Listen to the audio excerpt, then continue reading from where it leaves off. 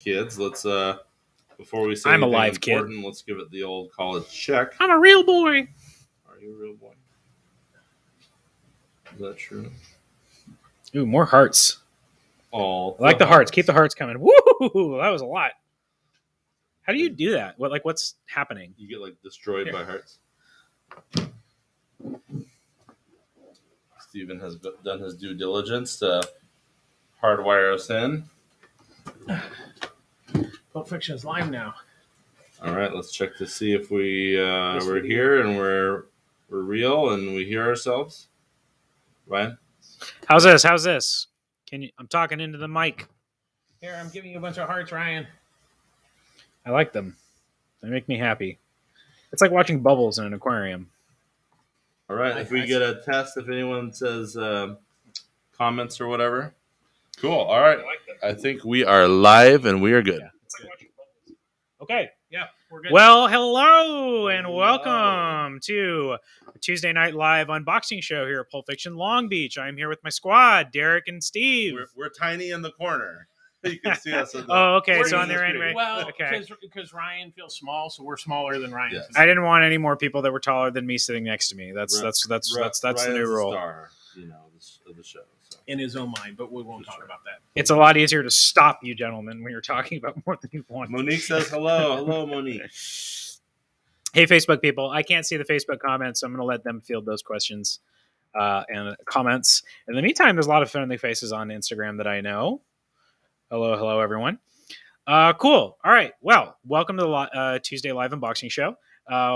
This week is killer. It's a great week. No, you say that every week. Is it really true? I don't right? really say that every week. You don't. I really don't. I'm pretty honest with you. Is that because you read Mom?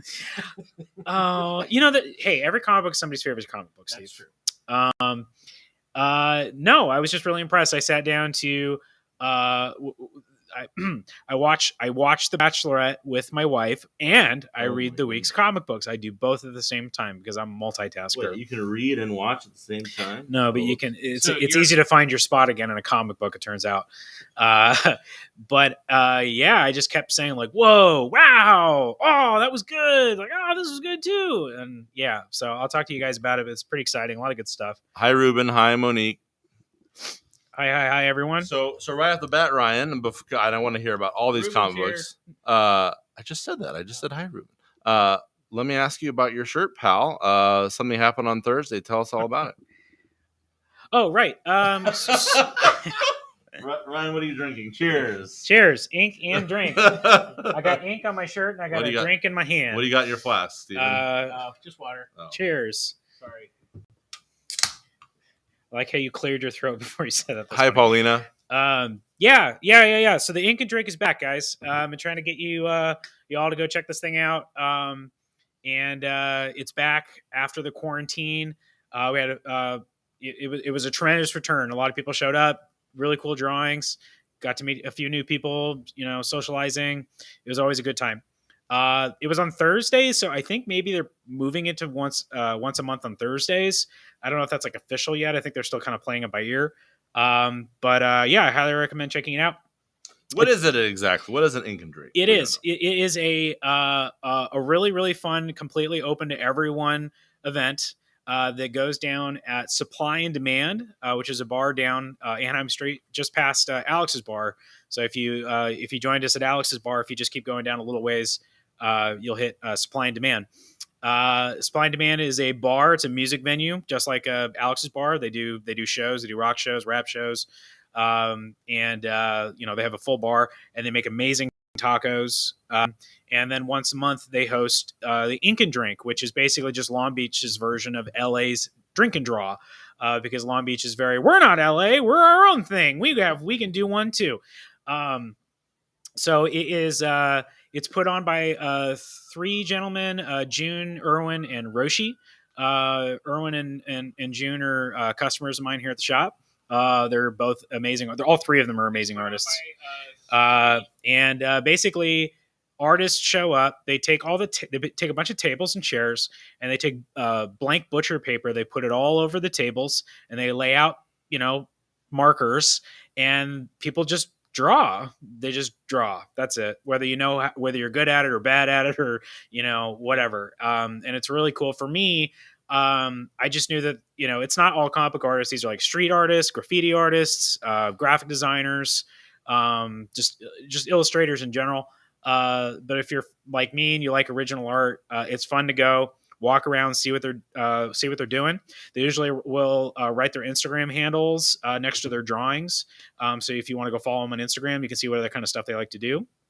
And if you're like me, you just like to kind of know about cool artists and, maybe eventually maybe commission them for something. I've commissioned artwork for a couple of these guys. Actually, one of them wasn't a commission. It was just something he did that was dope, and I offered to buy it. But it's really cool. I highly recommend it. Even if you don't know how to draw. My wife and I can't draw. We both tried to draw a shark. Annie told us to draw a shark. And how'd that work out? Well, I thought I did a better job than she did, and I had more votes at first, and then everybody like gave her the pity vote, so she won. How pitiful! Yeah. There's June. June, is this is Ink and Drink officially on Thursdays now? And if so, which Thursday of the month? Not to put you on the spot if it's not solid yet, but very curious. June the Goon there. Definitely follow him. Incredible artist. I need to get some artwork from him. I know he's been dabbling in comic books as well, which is hard, and I applaud him for doing it. But mostly he's kicking ass, keeping this Ink and Drink thing going here in Long Beach. He thought an ink and drink was when you let a drunk tattoo artist give you a tattoo of their choosing. That's right. Yeah. Or you agree to get a tattoo, and you're such a baby that you have to drink to dull the pain. Ryan, do you have any tattoos? I've got a tattoo of none that you can see. Ryan. Oh. Is it a baby grape? Is it a spicy meatball? I had it done last year.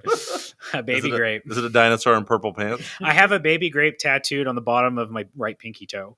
I've got on my right bicep, I've got the Superman symbol, and on my left bicep, I've got a pipe with a X through it. No pipes, like Ghostbusters, like no ghosts, no pipes. Ricky, of course, he said it was cool having us during the pandemic. Yeah, if you were with us back that long, we were actually having artists kind of get down in here. We had a little mini artist alley. Everybody socially distanced, of course. And we would do blank variants and offer them to buy here on the streams and stuff. That was really neat. Yeah, very cool. Okay. Anyway, the Ink and Drink was it was great. Yeah, it seemed like it was great. Beautiful. So I plan to be there every month if I can. And we promoted it on our Facebook and Instagram. And if June and everyone else gives us more info, we'll promote the next one. Yeah. I'd like to go shoot it next time. I just got back from Arizona, guys, so I was gone for a couple of days. But next order of business, Mr. Ryan, Free Comic Book Day is coming up. Free Comic Book Day Tell is coming. About that. It's going to be on Saturday, August 14th.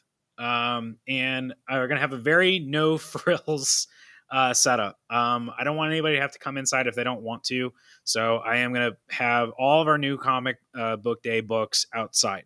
Now I have a giant tent I'm going to pitch up out in front so everybody can stay out of the sun.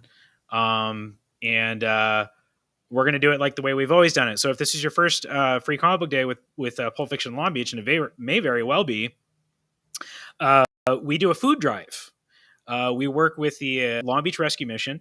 And if you, here's the rules. If you come on Free Comic Book Day, everybody gets one free comic book just for coming and showing your bright, smiling faces.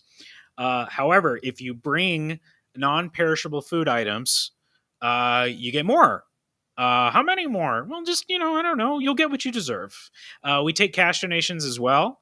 We actually we do a fairly good job raising a lot of cash for Long Beach Rescue Mission. And don't feel bad for, I don't have food cash. Because guess what? The Long Beach Rescue Mission, I guarantee you they'd rather have cash donations than food donations. They can probably do a lot. There are a lot more flexible things they can do with cash than with the food. Yes, please remember to bring your goods, your non-perishable food items, to make the most of this Free Comic Book Day. Because, as the new owner of the shop, this is my first rodeo. Yeehaw! It's not my first Free Comic Book Day. I've been doing this for years, but this is the first time that I had to decide how much to get. And I got a lot. I erred on the side of a lot, and I think I pretty much got everything. So, come and help yourself. For sure. And let me add my 2 cents to that without getting in too much in the weeds. We all know that this year's been a really tough year, guys, in a lot of places like the Long Beach Rescue Mission need as much help as possible. There's a lot of folks who could use those donations. So please come and be merry and get all the cool comic books. But whatever generosity you guys could put forth, this is the year to be generous of all years, right? Well, and I'll say my friend Megan said that non-perishables also include stuff like mac and cheese, cereal, and stuff like that. So I know a lot of people bring cans and stuff, which is I just say cans because it takes a little bit more of the guesswork out of it for Right. folks. but anything that's like not perishable, like you know Yeah. milk, orange juice, you know stuff like that. It has anything that has to be refrigerated. No, Yeah. it doesn't have to be refrigerated. So other things they actually do like those kind of things. You know, sometimes even more than cans, because after a while, how many cans of tomato paste can you handle? Don't bring like your expired bag of Yeah, cookies. no. We got a Throw couple- those away. Yes, indeed. We got a couple questions here. Ruben says, how can we see what books will be offered on Free Comic Book Day? If you go on previewsworld.com, you can actually just do, I think if you put FCBD 2021, Or you can go to the website. there's also a Free Comic Book Day website portal. It's not that hard to find. I got just about everything. And if you want to use Pullbox to make requests, that's also fine. Actually, that makes our life easier. Me and Annie can then use the Pullbox program to figure out who of our Pull customers get what. Which again, if this is your first Free Comic Book Day with us, because again, it's been like 2 years since we've had a normal one. If you're a Pull customer, we'll just put them aside for you. You don't have to get here and get in line and do all that stuff. You guys are special. And if there's anything that you want without having the brave the crowd, I think it's fun to brave the crowd. But you can use Pullbox. A lot of people have been. Hold on, Steve. So you mean to tell me that there's 500 special people here, Ryan? Yes. Because if you guys missed it, big round of applause for Pulp Fiction. 500 Pullbox customers. That was hit, what, 2 weeks ago or a week and a half ago? Yeah. So yeah, that's Well, at least 6 of those claps are for you. that's a number Ryan's been looking to hit as it's been growing and growing. But I told Mike I would hit it, and he laughed at me. I'm never going to forget that. A couple of years ago, I said, "What's going to do? What am I going to do, Mike, when I hit 500?" He's like, "You're not going to hit 500." When you make the new Pulp Fiction logo and make the new Pulp Fiction T-shirts, it should say on the back, "Over 500 Pull customers I know, strong." right? Yeah. Home of the over 5. I have no idea. Other shops are like, "That's cute. We have 2,000." I have no idea. Maybe, who knows, right? But I beat our personal best, so Yes. that's fine by me. That's perfect. Ruben says, "Wow, congratulations." He also said, "I took a test at school and they told me I was special." Well, you didn't need to take this test for that, Ruben, because They have we a knew. name for that, right? Like gifted kid syndrome, where Yeah. everybody told you were special when you were a kid and they were wrong. Adam says, "I'm counting on Free Comic Book Day to be massive with all the new readers generated by Marvel shows and DC shows." I like that optimism. That's the hope. The one thing I was going to say on the Free Comic Book Day website, it will not include there's DC books because Right now, I did get Free Comic Book Days from Free Comic Book Day books from Lunar. I don't know when I'm getting them, right. But I did get them. So if you were excited about the DC Free Comic Book Day stuff, 3 books. DC, yeah, DC, fire. I will get them. I'm not, however, going to get the ratio variants that were attached to them because their qualifications were ridiculous. But they did do some kind of ratio thing. But no way, Jose. Yeah, I think there's like a Batman, then there's like a young adult one, and I think there's Any Superman, Justice League? Come on, no, Steven. nobody likes Superman. Steven, don't break my heart. You're going to be first in line to get your Superman 78 copy, like myself. Ricky's asking how do you Superman search? 78. Ricky's asking how do you search for the Free Comic Book Day books. I said it, but just in case.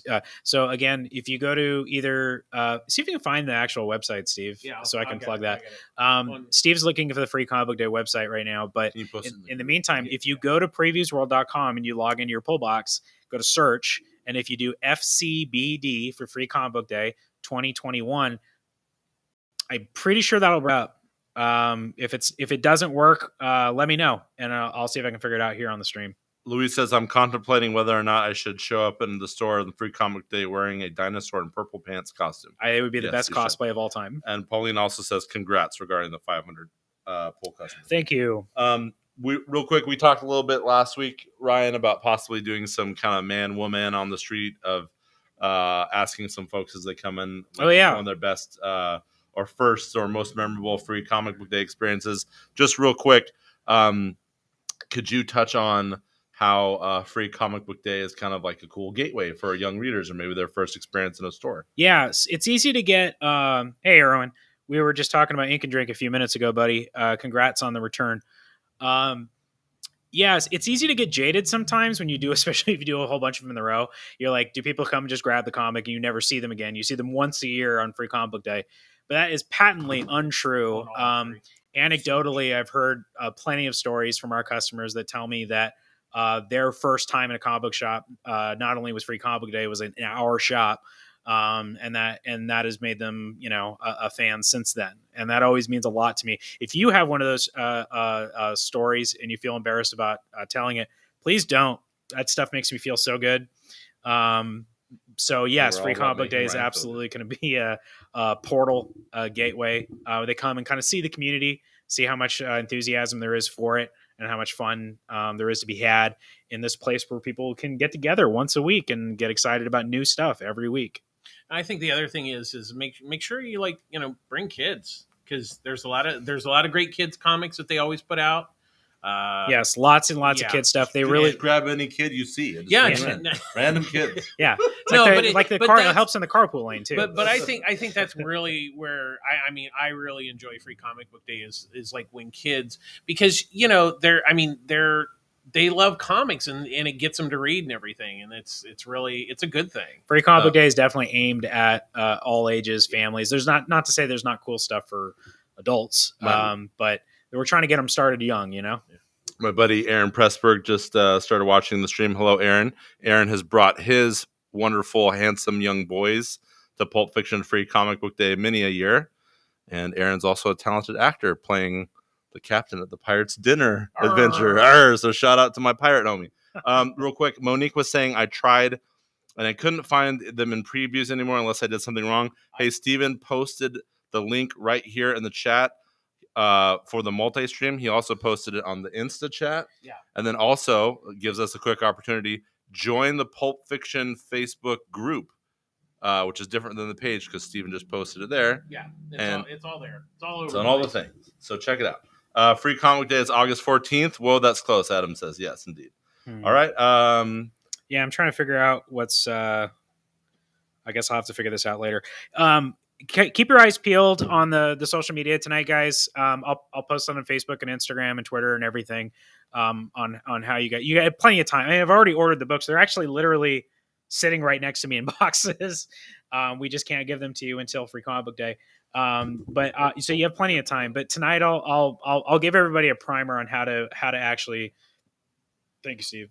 How to find those on the website and ask for them. I thought it was FCBD, but it's not coming up for me right now, and I don't want to stall the show. Right, but there's a way. There's something you can do in Previews World so people can actually order them, which makes my life easier. I don't want people to just ask me. I want them to do it through Previews. I'll figure it out, but I'll let everybody know tonight. Luis says, "Come join the Facebook group and enjoy all the Superman pipe memes." Yes, please. Yes. Please do. All right. So, any other quick store business, Ryan, before I cover some news things? I don't think so. I think we're good. Okay, cool. So let's talk about some things going on in the nerdy world. Did you see nerdy world? Did you see anything recently, Ryan, besides your Bachelorette stuff, or no? No, not really. No shows, no movies, no nothing. No. So what Megan... I've been reading. You what? I've been reading. You've been reading. Okay, good. Yeah, we're gonna get to that because that's the most important stuff. Steven, did you have something you wanted to say? There's a QR code. Well, that's yes, but I can't. That doesn't help them at home. No, but what I'm saying is, if oh yeah, I get it. Sorry, so you're right, Steve. It? That is a good idea. So the big movie this weekend was the Jungle Cruise movie.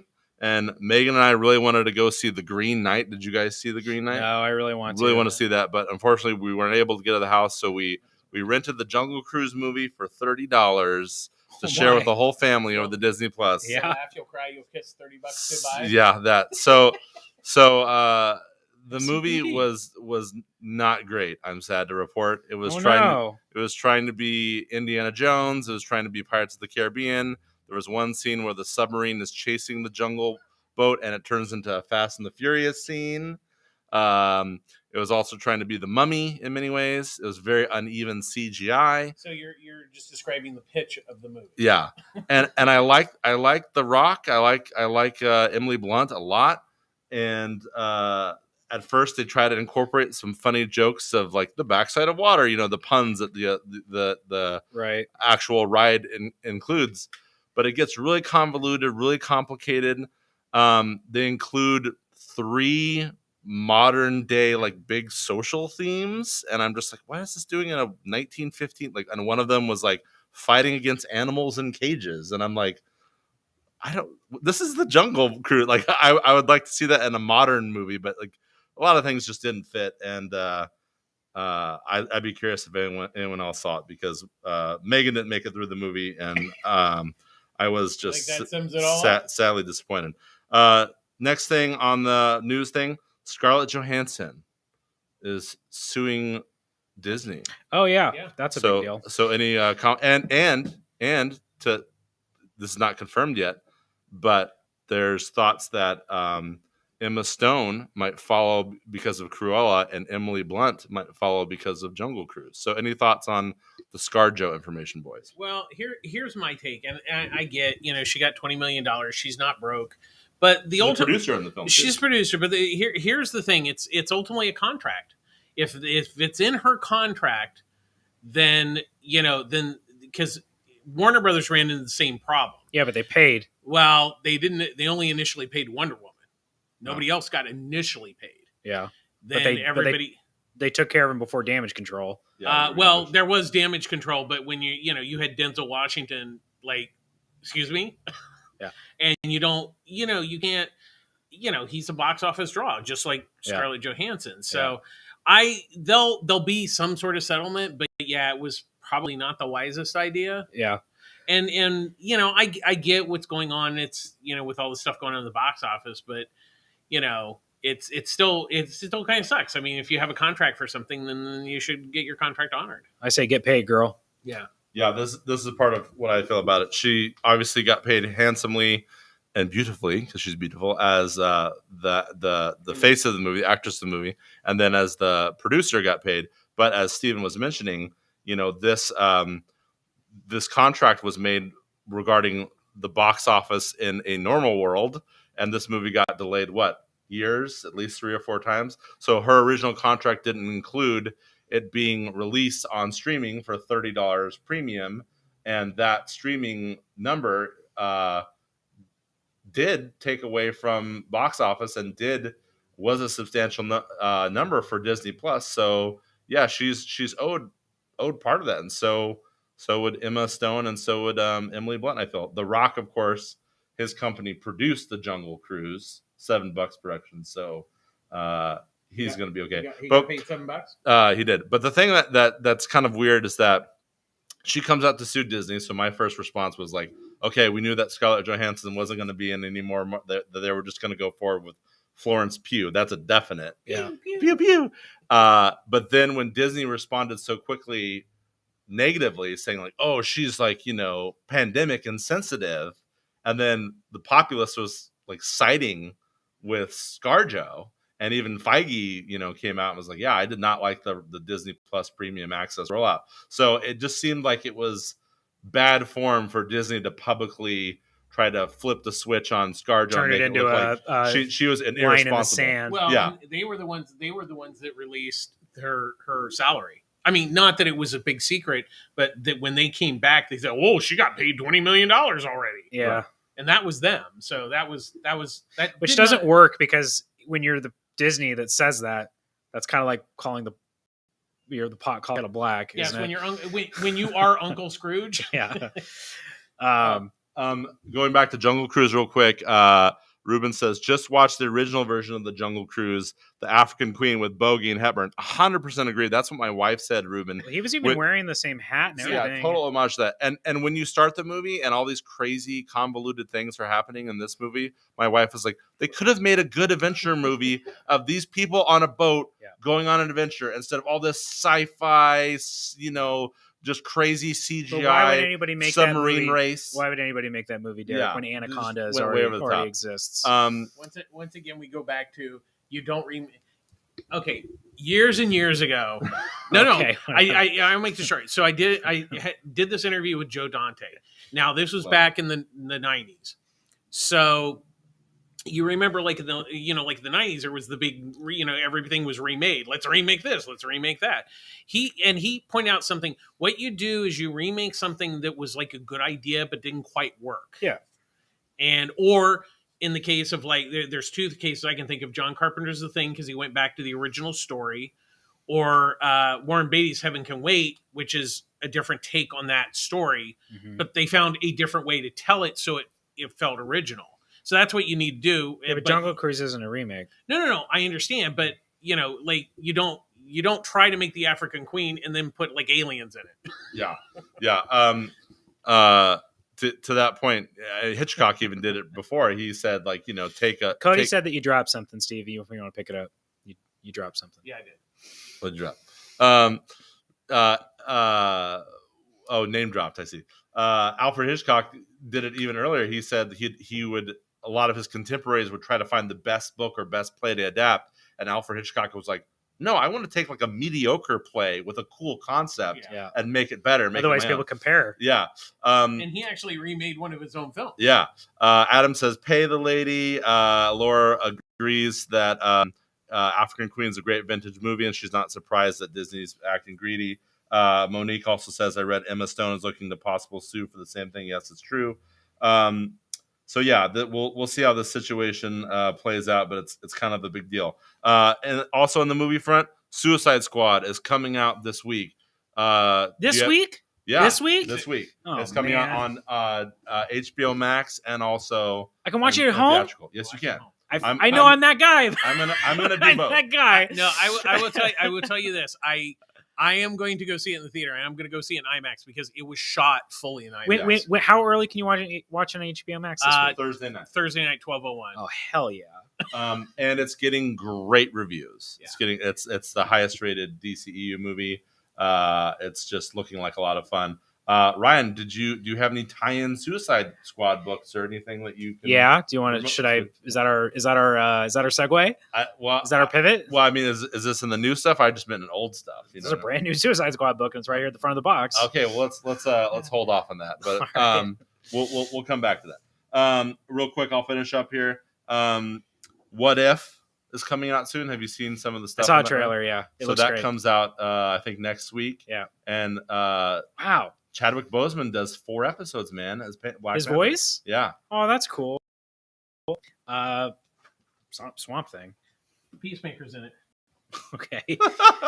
Steve went to run to go grab some Suicide Squad. They have been putting out a lot of Suicide Squad trade paperbacks in preparation for the movie.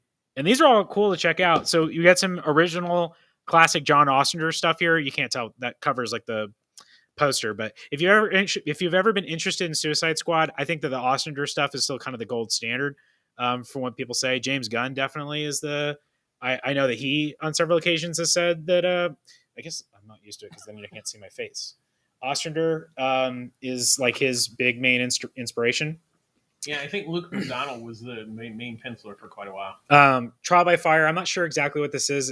This was just more of a self-contained story within the Ostrander run.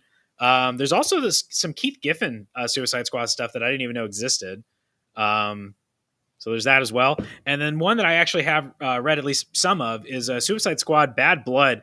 I was a really big cheerleader for this book, and I think that Steve and Derek feel the same. Same team who's doing Nightwing. It's the same team that's currently doing the Nightwing series that's getting all the kudos and accolades. This came out at just a really bad time. It got stomped on by the pandemic, but this is a perfect thing to pick up and read if you want to get in the mood. Highly recommended by Tom Taylor and our buddy Tommy Taylor and Bruno Redondo. definitely check out Suicide Squad Bad Blood. All 30% off here at Pulp Fiction Long Beach. Beautiful. Ruben says, yay, Suicide Squad. Luis says, I already pre-ordered my tickets. Adam has a hot tip here. He says, do not, capital letters, read the Newsweek article because they spoil the blah, blah out of Suicide Squad. What, the star was in it? They say who dies and when. Oh, Boo Newsweek. Yeah, that's a bummer. Guys, don't spoil. It'll be fun for people to discover what's going on. Okay, so, and then just to finish up here and more geeky news, geeky things coming out. So we got Suicide Squad, we got What If, Stargirl Season 2 drops on the 10th, Titans Season 3 drops on the 10th. A lot of great, cool DC and Marvel shows coming out. Check out the source material here at Pulp Fiction. And then I'm excited about this. Do you guys watch Cobra Kai? No. Wow, you guys are missing out. The lead character from Cobra Kai, Zolo, Mariduena, has been cast as the Blue Beetle, and he is perfect for it. He's great. And I heard, so this Blue Beetle is an HBO Max thing? Correct, yeah. So is this its own thing, presumably a show? Yeah, it's cool. a movie. Cool. Movie, yeah. A movie for HBO Max. Correct, yeah. They're going to be doing 10, possibly 10 features. God, I can't keep track anymore. The characters are getting, they are coming out of the woodwork. And then I'm sure you'll talk about some of this stuff, but like I always feel when I write the news, I'm just focusing on TVs and movies. And so I wanted to throw on some comic book news in here. We got some big books coming out soon. House of Slaughter is coming out soon, right? Yes, and there's a free comic book day something. Maze book is coming out soon. I posted about that on our Instagram. Maze book, that's the new Jeff Lemire book. That looks really cool. Death of Doctor Strange. Yes. It's going to be big. Do you know much about the Amazing Spider-Man 75 and Bill Riley? I can't figure it out, man. I don't know. The Scarlet Spider is back. I'm going to be honest with you guys. Spider-Man is a huge blind spot for me for the last couple of years. But it's supposed to be big, and Mr. Hughes is doing some of the artwork, right? It looks great. From what I understand. Yeah. Oh, I Am Batman's coming out. Yes. And then Steve and I are excited about this. Batman 89 and Superman 78. Batman 89 comes out next week, I believe. It's right here. And then there's a whole bunch of Suicide Superman Squad 78 stuff. too. Superman 78, can't wait for that. And then besides the Suicide Squad content, there's also Suicide Squad variant covers, which you probably should have gotten on Pull Box, everybody. Yeah, I didn't go too crazy on and those. A couple other things that are not officially. The Penguin Random House, has been listing stuff like omnibuses and stuff. Yeah. It's going to be a Denny O'Neil, a Dennis Colwyn question omnibus, Volume 1. Penguin Random House is not DC. Huh? Question's not DC. Penguin Random House. No, but they put the listing in there. Penguin Random House did? Or who's? You mean Lunar? Lunar. Okay. Yeah. Well, it's important at this point. Well, yeah, okay. But anyways, the other there's a question by Danny O'Neil. There's a question by omnibus Danny coming O'Neil out. and Dennis Colwyn, and there's also a deluxe edition of Mark Russell's The Flintstones. Oh, we're going to talk about Mark Russell this show. Yeah. Did you know that? Oh, I know. Did you know that I was going to talk about Mark Russell this week? Yeah. And I got a couple. There's a couple. I'll make it quick. A couple of anniversaries today. So, Flintstones. Meet the Flintstones. Well, it's not just the Flintstones. There was a 1966 feature, The Man Called Flintstone.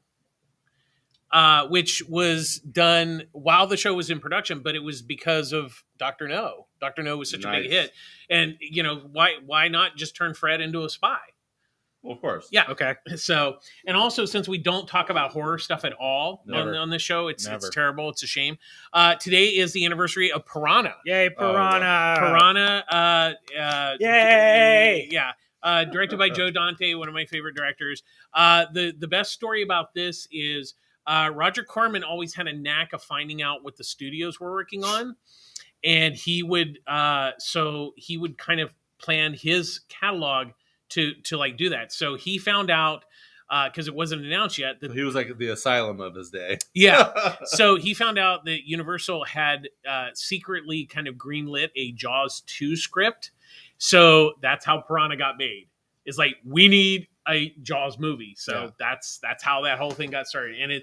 And I highly recommend, I think it's still in print, this The Shout Factory. I don't think it's hard to find. It's got a lot of great special features and always a wonderful commentary by Joe Dante. James Cameron's Spawning would have been his first. Yeah, he did the second not one, which the first one. he is not but it's screenplay by John Sayles. Yes, John Sayles. Academy Award winning filmmaker. Yeah. John Sayles, who got his start with Roger Corman. And of course, it's got Dick Miller, who's in every one of Joe Dante's films. Yep. And while the camera's on us, I did get a new Venom shirt. There's a new Venom trailer, And when I was out in Arizona, I got a lot of great print shirts. I got a Friday the 13th shirt, Ryan. I got a Halloween shirt, which I'm gonna wear during the show. I got a Fast and the Furious shirt, one of the best franchises out there, Stephen Howarth.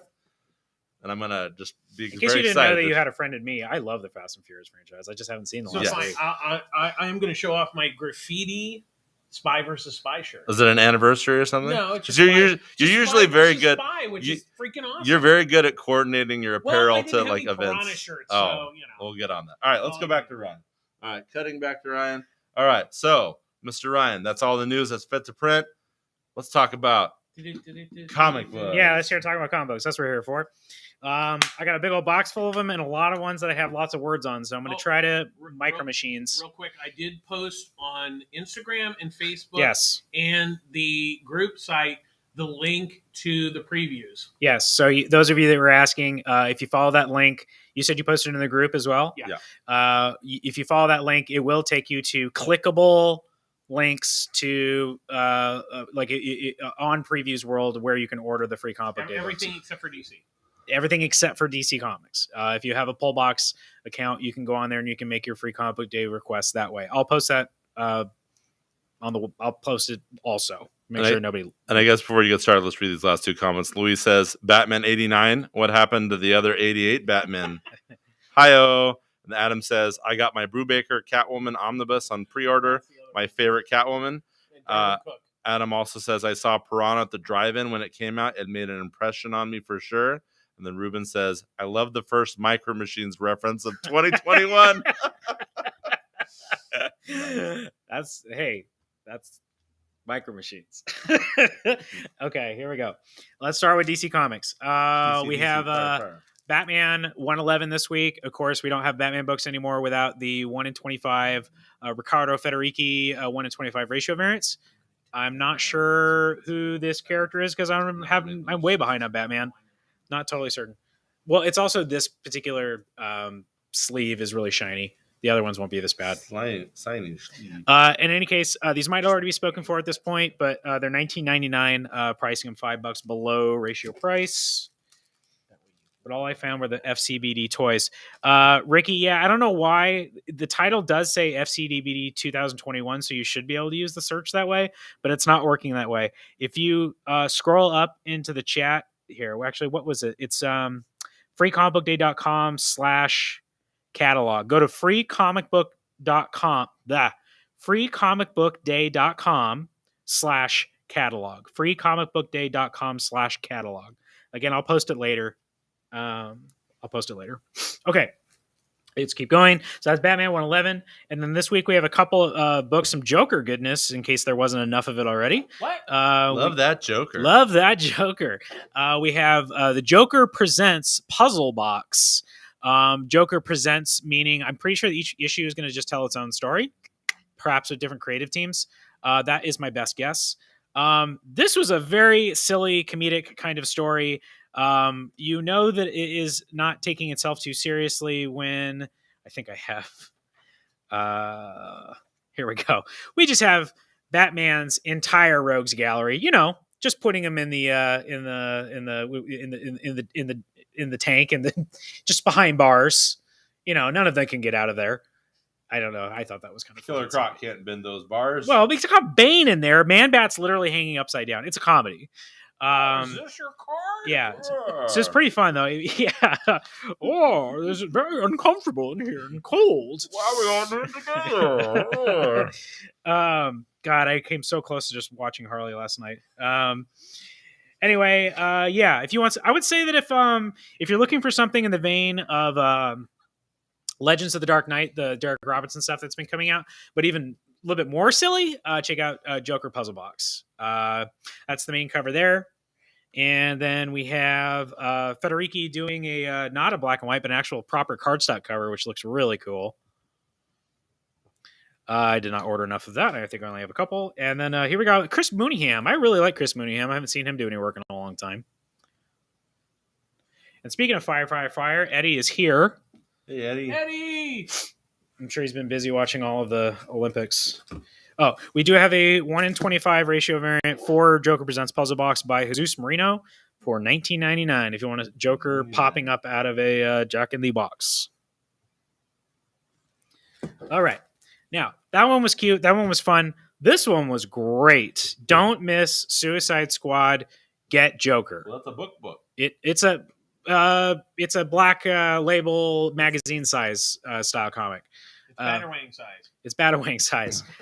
This was great. Very pleasant surprise. Written by Brian Azzarello. I kind of... Is everything okay? Derek was almost had an accident. Okay. Suicide Squad.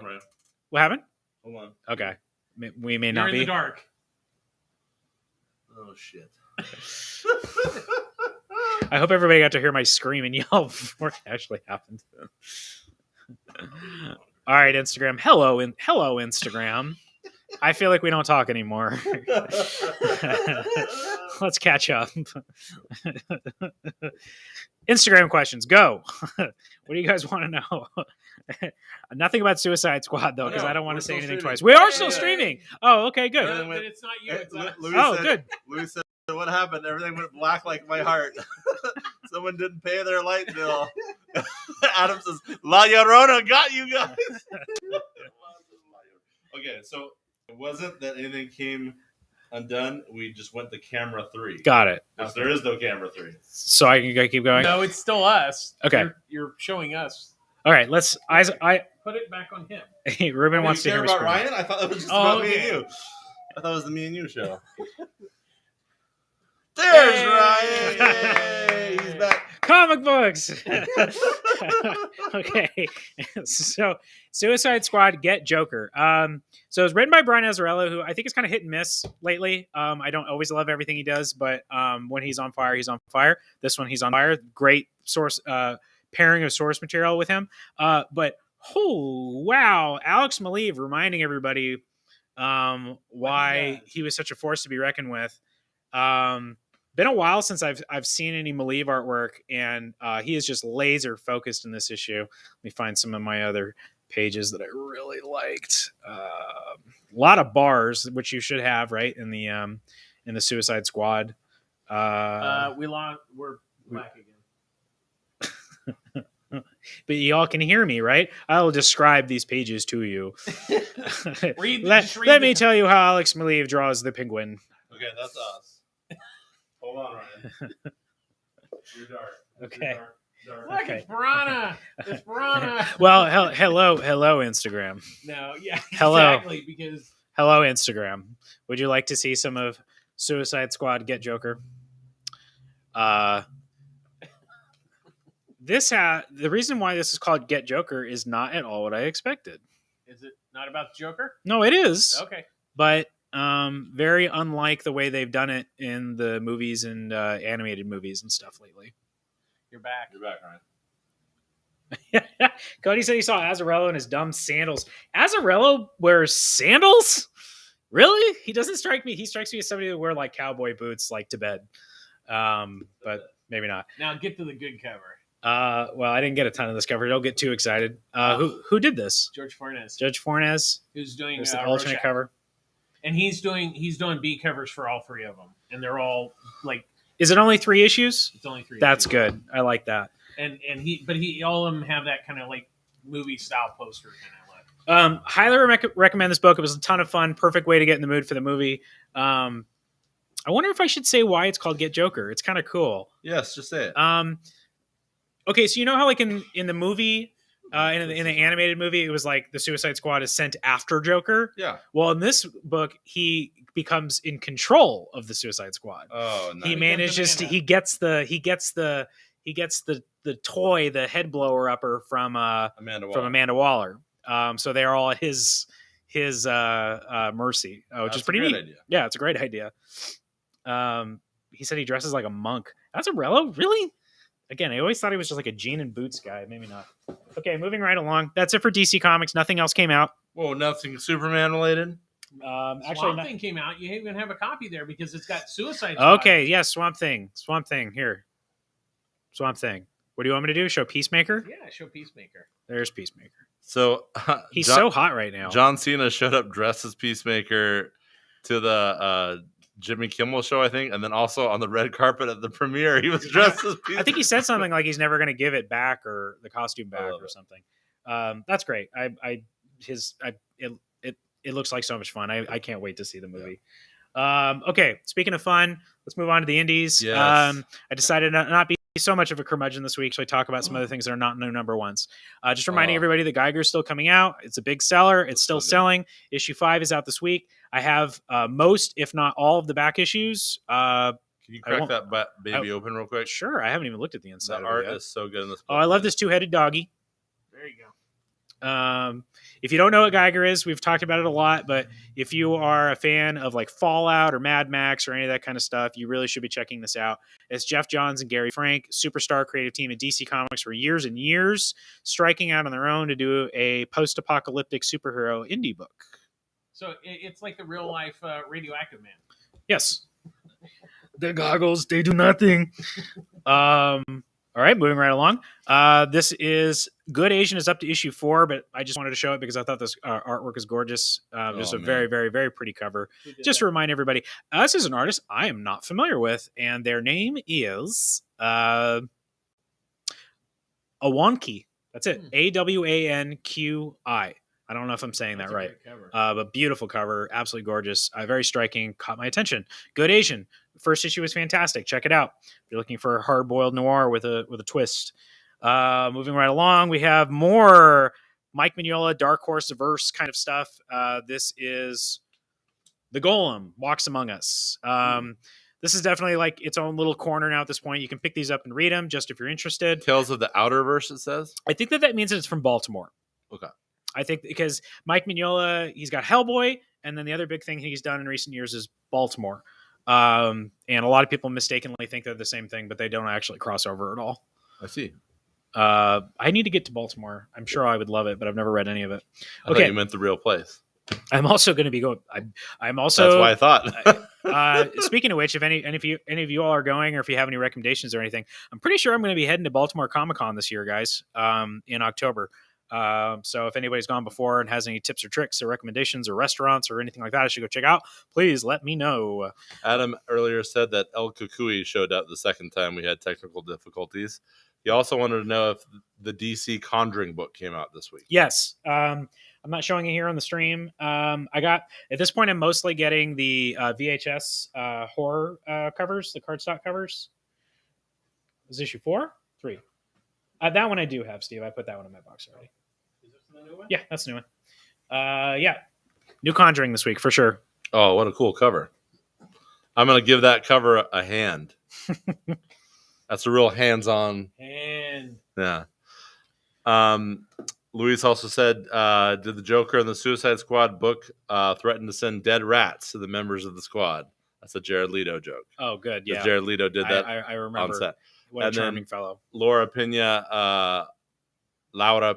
says, pretty cover regarding, I think, the Good Asian cover. Yeah. Cody says that Baltimore is going to chew me up. Haven't I seen The Wire? Yes, multiple times. Greatest show ever made. I'm not going to go hang out on the corner. Ryan's not soft. He's from the hard streets of Long Beach. He'll show him what's up. He'll go there with his tiki shirts on and say, "Hey, Where's from Idris Elba? Don't mess with me. He's my friend from the streets." Hey, bruv. Hey, yeah. Dove. Okay, next up, really great book. Really enjoyed this, called Lucky Devil. Had no idea what this is going to be by. Hey, guess who it's written by? I'll give you 3 guesses.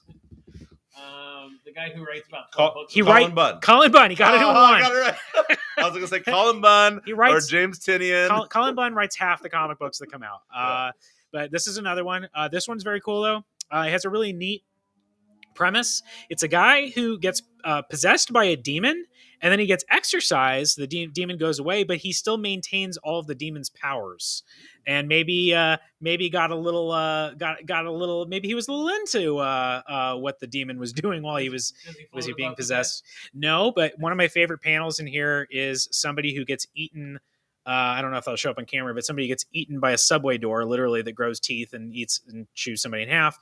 I really like this. I enjoyed the artwork. I thought it was pretty neat. Check it out. Lucky Devil. Moving on. to Nice House on the Lake. Number 3. No, I still have not read it. Maybe I'll try to read it tonight. I, by the way, have a full stock, pretty sizable stock of issue 1 and issue 2, in addition to issue 3 that comes out this week. I think they're all second printings. Maybe issue 2 is the first printing. It's really good. And everybody's saying nothing but good things about it. So if you want to get caught up, now is your chance. Show some of the artwork. It's stunning. Absolutely stunning. Yeah, it's just gorgeous. Well, how about this page? They spent a lot of time drawing that page. Those are actually really important. Those are really important story parts. You can't have a James Dinian book now without the smash title. Yeah. You'd be very proud. Your boy Eddie did his first video with me, Ryan, and it was on the last house on the left.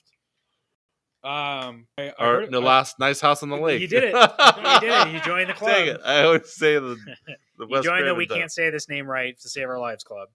Paulina said earlier the VHS covers are the best regarding The Conjuring. Adam says Lucky Devil sounds like a sleeper book. I'm sure it's been optioned already. Probably. And then Louise says, will Ryan let Derek take over the store while he's in Baltimore? Because the store will exclusively sell Superman comics by the time Ryan gets back. So I threw out all the other comic books and Superman store. Pretty much. That's all that people are interested in nowadays. Is there any variants for Nice House on Instagram? Yes, there is. That was what I was going to say next. There's a cardstock cover. This is an open to order cardstock cover by Christian Ward. Wait, is this an open to order cover? Yeah, I think they are. Yeah. You do know that for sure? I have to look into that. I don't remember now. Somebody let me know. I don't think that this is a ratio. I think this is an open to order cover, but why would I only get 4? I have to investigate. Ryan's not perfect, and sometimes he makes mistakes. In any case, Nice House on the Lake, number 3. Impossible. I have plenty. What did you say? That's impossible. Ryan never makes mistakes. I make lots and lots of mistakes.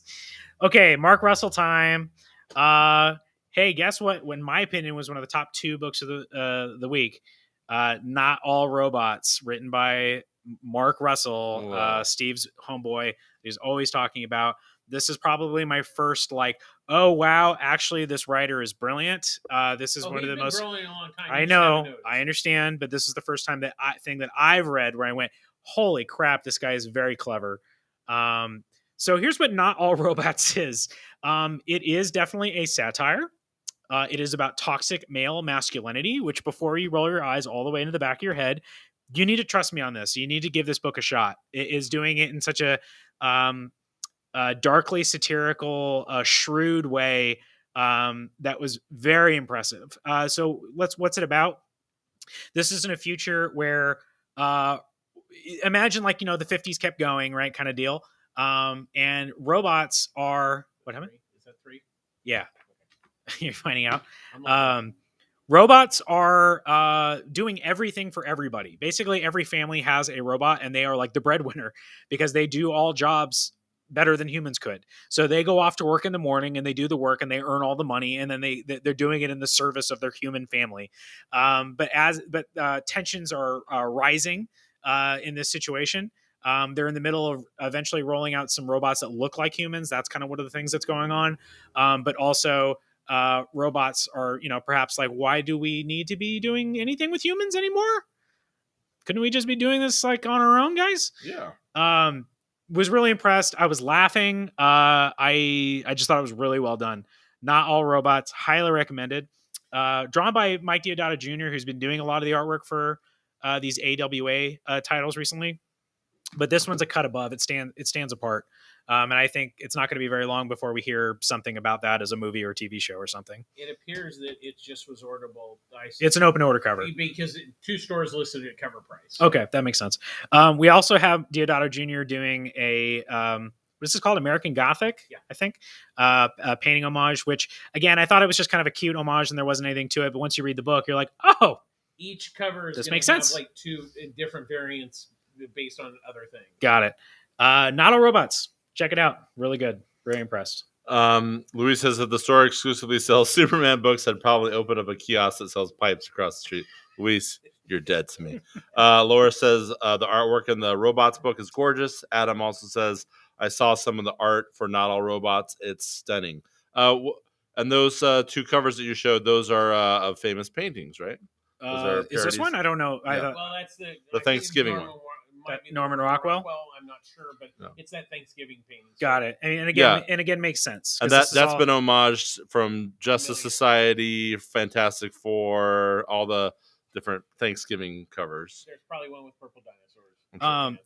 It's very thoughtful. Mark Russell's writing kind of about his thought process at the end, and he was saying about how, which I never really thought about it this way before, like the idea that you're like, oh, you're the breadwinner, you're the guy who brings home the bacon, and there's this thing where like, well, you have all the privilege because you're the one that can get that job and make that money and do all that and take care of the family, but also because you're the one that doesn't and has to get up and go to the work every day and then come home and you resent. There's a high chance of resentment that you have to do that. So it's kind of examining that when you're kind of in charge of the thing, but also you resent being in charge of the thing. So now you're gonna go back and read all those books I told you to read. Eventually, I think I'll start with Flintstones from everything you guys are saying. And Perez is really good too. I did read a little bit of Perez. Okay, moving along. We have another new book this week by Maria Yovette. We're very happy with her here in this shop. She is a Pulp Fiction Long Beach favorite, and she has got a new book. Hit and miss for me. Her artwork is always hit. Stories sometimes I can take or leave depending on what they are. This one was a hit for me. This is Maria Yovette doing writing and drawing, doing everything for a book called Porcelain. And Porcelain's a very easy book to pitch because, well, first of all, it's just gorgeous. Very unlike anything you'd see in the stands.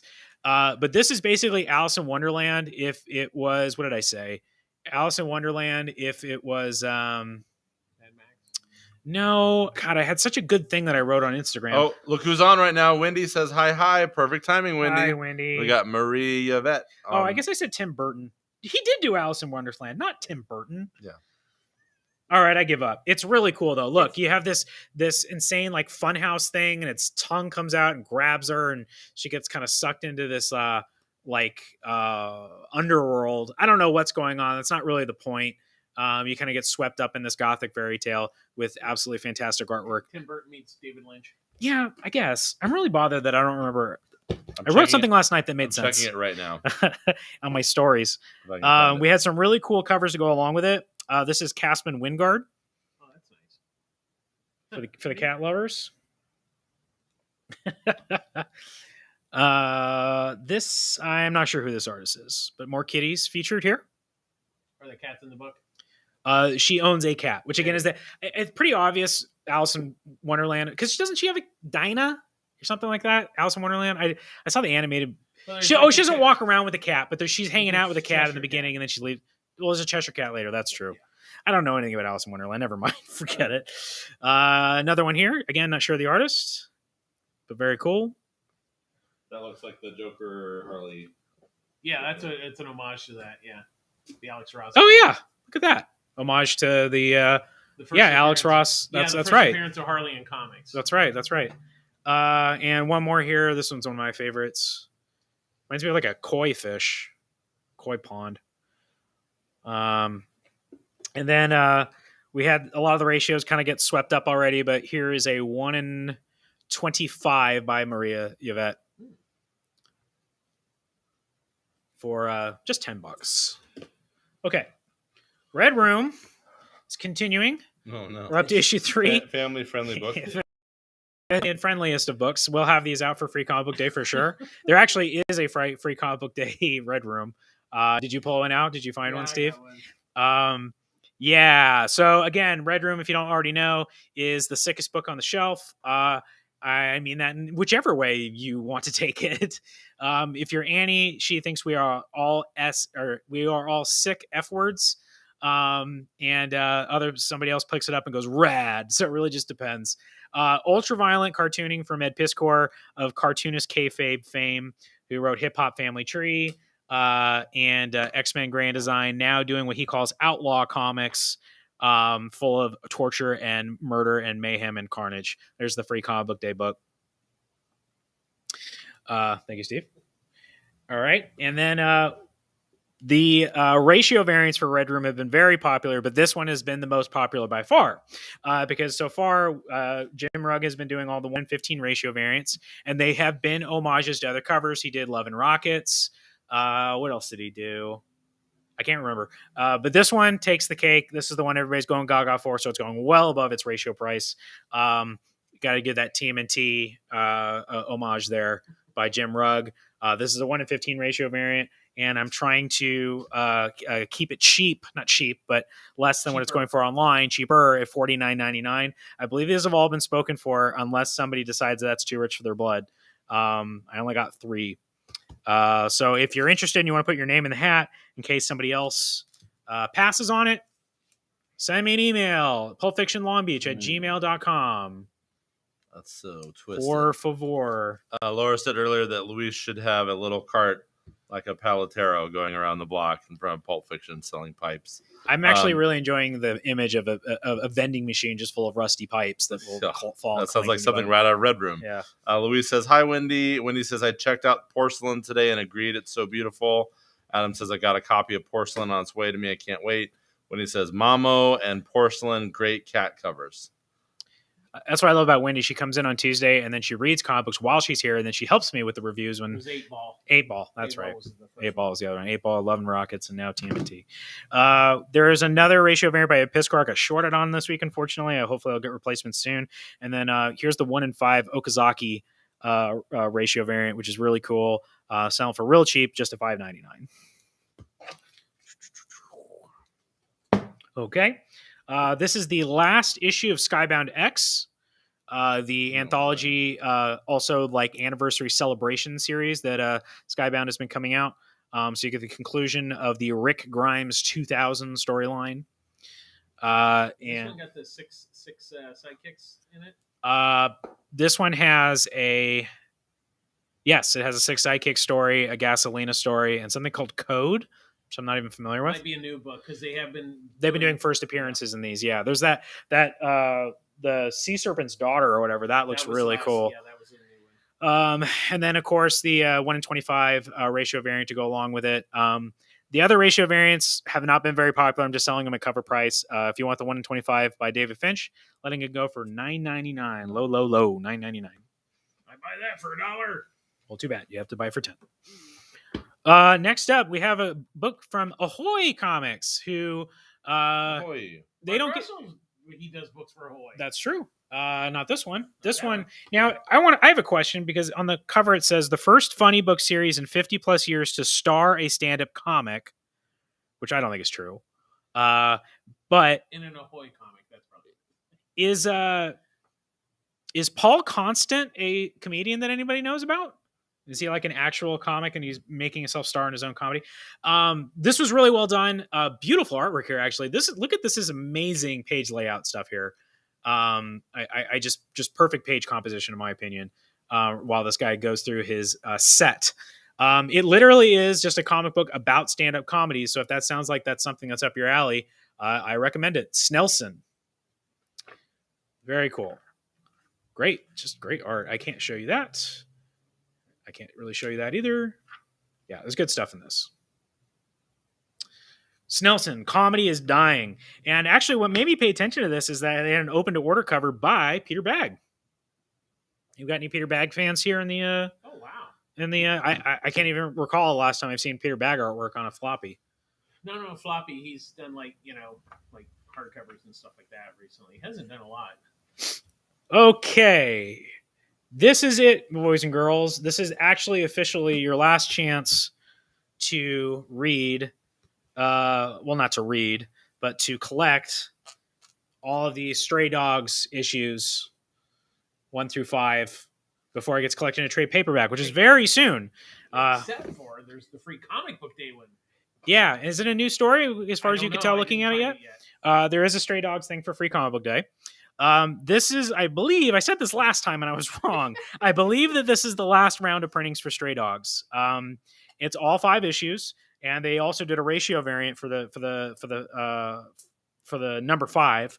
And so first I want to say is we are going to have a signing here in September. We're going to have Tony Fleece here at the shop. I don't have all the details yet because I need to talk to him about the details. But we're shooting for September 18th. Those of you that want to tentatively try to remember that, which is the Saturday after the trade paperback comes out in stores. So if you want to bring back your books to get signed, let's take a look at these awesome covers. These are always a lot of fun. This is the 5th printing for issue 1, homaging one of, I'm no joke, one of my favorite horror films. Should we let the fans guess if they Oh can? yeah, sure. Okay, who can get it first? I don't know, how long should I wait? I don't know. Who can guess the? This isn't easy. Come on. What is that? But you have to get Anybody- more than, because there is a full title to it. Anybody on Instagram? Yeah, Louis you have to says- say the actual entire title. Louis says September 18th. That's my birthday. It's my birthday too. Mike Castro, Bram Stoker's Dracula. Bram Stoker's Dracula. Dracula. Coppola's Dracula. Adam says. One thing I love about this cover is that the font they used it's I mean, I'd have to look, but that's pretty spot on. I saw this advertisement. I'm a 90s kid, so I saw this advertisement everywhere in my comic books all the time. It was huge. And then there's the Mike Mignola adaptation of it. Mike Mignola did a comic book adaptation of Dracula, which I think I have here in the shop if anybody's interested. Well, he helped out even with storyboards and stuff. He wasn't just. Okay. I'm nervous every time Steven gets up because everything shakes, and all these chords are very tenuous right now. Wendy says, "Aha, pretty good for me, a non-movie person, knowing that it's Dracula." Love this movie anyway. Everybody wants to go, oh, that movie, Keanu Reeves. I go, shut up. That movie is a landmark film. It did all of its effects in camera. If you don't know what that means, they didn't do anything like after the fact in post-production. Anything that you see in that movie that's a special effect, they did in camera, which is really cool. And incredible score, just amazing music. I love Bram Stoker. And sexy. Nothing's sexy anymore. Is Keanu Reeves actually sexy? I mean, the Dracula's Vampire wives girls were sexy. They were sexy. Yeah. Gary and Oldman and was and Gary Oldman was sexy. And Winona Ryder and her homegirl. Yeah, were dude. very sexy. Yeah, And it's got Carrie Elwes in it, right? Yeah, it does. Who is a sexy man also. And sexy Anthony Hopkins and just sex. Yeah. Anyway, Adam, I really Adam Hernandez says, I do have a replica prop of Quincy Morris's Bowie knife. It's a huge knife. And then Matt Schaefer had to spoil everything. He says, Dracula died. How dare you? That's true. How dare you? Moving right along, this is the... what is it? Take a guess, everybody. Oh, yeah. 4th printing for issue 2. What is it? Tell us what it is. Tell us now. Don't tell us later. Is that too much of a hint? Yeah. I am a 90s kid, so therefore this movie had a big impact on me when I was in college. Did you see the subsequent sequels of that? I did, and I think the first sequel is highly underrated. Highly underrated. I did not see anything past what's his the second name's one. only in part 1 and 2? The main actor?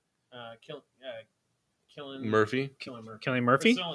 He's not in the second one. Yeah, no, he's not in the second one. 28 Days Later, the first one that got it was Better Than Christ. What's interesting about that was one of the first feature-length films shot on digital. All digital, yeah. Yeah, that shot, man, of London. Hello. Nobody there, right? That was freaky. The rat scene gets me every time, just because they're like the rats are like, oh shit. Yeah. Everyone said Stray Dogs except Matt Schaefer, or everyone said 28 Days Later except Matt Schaefer, who said Stray Dogs. Technically, he's right. Cody got it first on Instagram. Yeah. Next one, I'm a fan. Again, I'm a 90s kid, so it's almost like maybe a 90s kid. I don't think Tony's older than me. He's not a 90s kid. We have, what is this one, guys? What is this one, boys and girls? Thor. It's Thor. Shazam. Yeah, it's the Dogs of Thunder. Classic teen. What are we gonna call it? Teen horror film. Teen horror thriller. Welcome to the Doghouse. Versus Evil. The Craft. I public service announcement. Don't that remake or sequel or whatever. Heard it wasn't good. Oh, it's just rewatch the first. I got one, paid to watch it and regretted it. Just rewatch the first one. Okay, and next up is a deeper cut. It's so deep that I won't even put you on the spot. Speaking of a deep cut, who's got this one? Who can pull this one out? I was really surprised that they did this actually. But this is like when they did Demons. I couldn't believe they did Demons. I thought that was. This is not a mainstream thing. No, it might not even be continental, right? Or I will say as a hint, this is one of the greatest and most disturbing horror films to come out of Japan. Adam's got it. Audition. Woo! Yes, Cody got it too, right around the same time. Said Billy Campbell was also in Dracula From The Rocketeer. Oh, right on. Yeah, great cast in that movie. Jeez. Yeah, I'm gonna watch it tonight. Adam says, Kiri, Kiri, Kiri.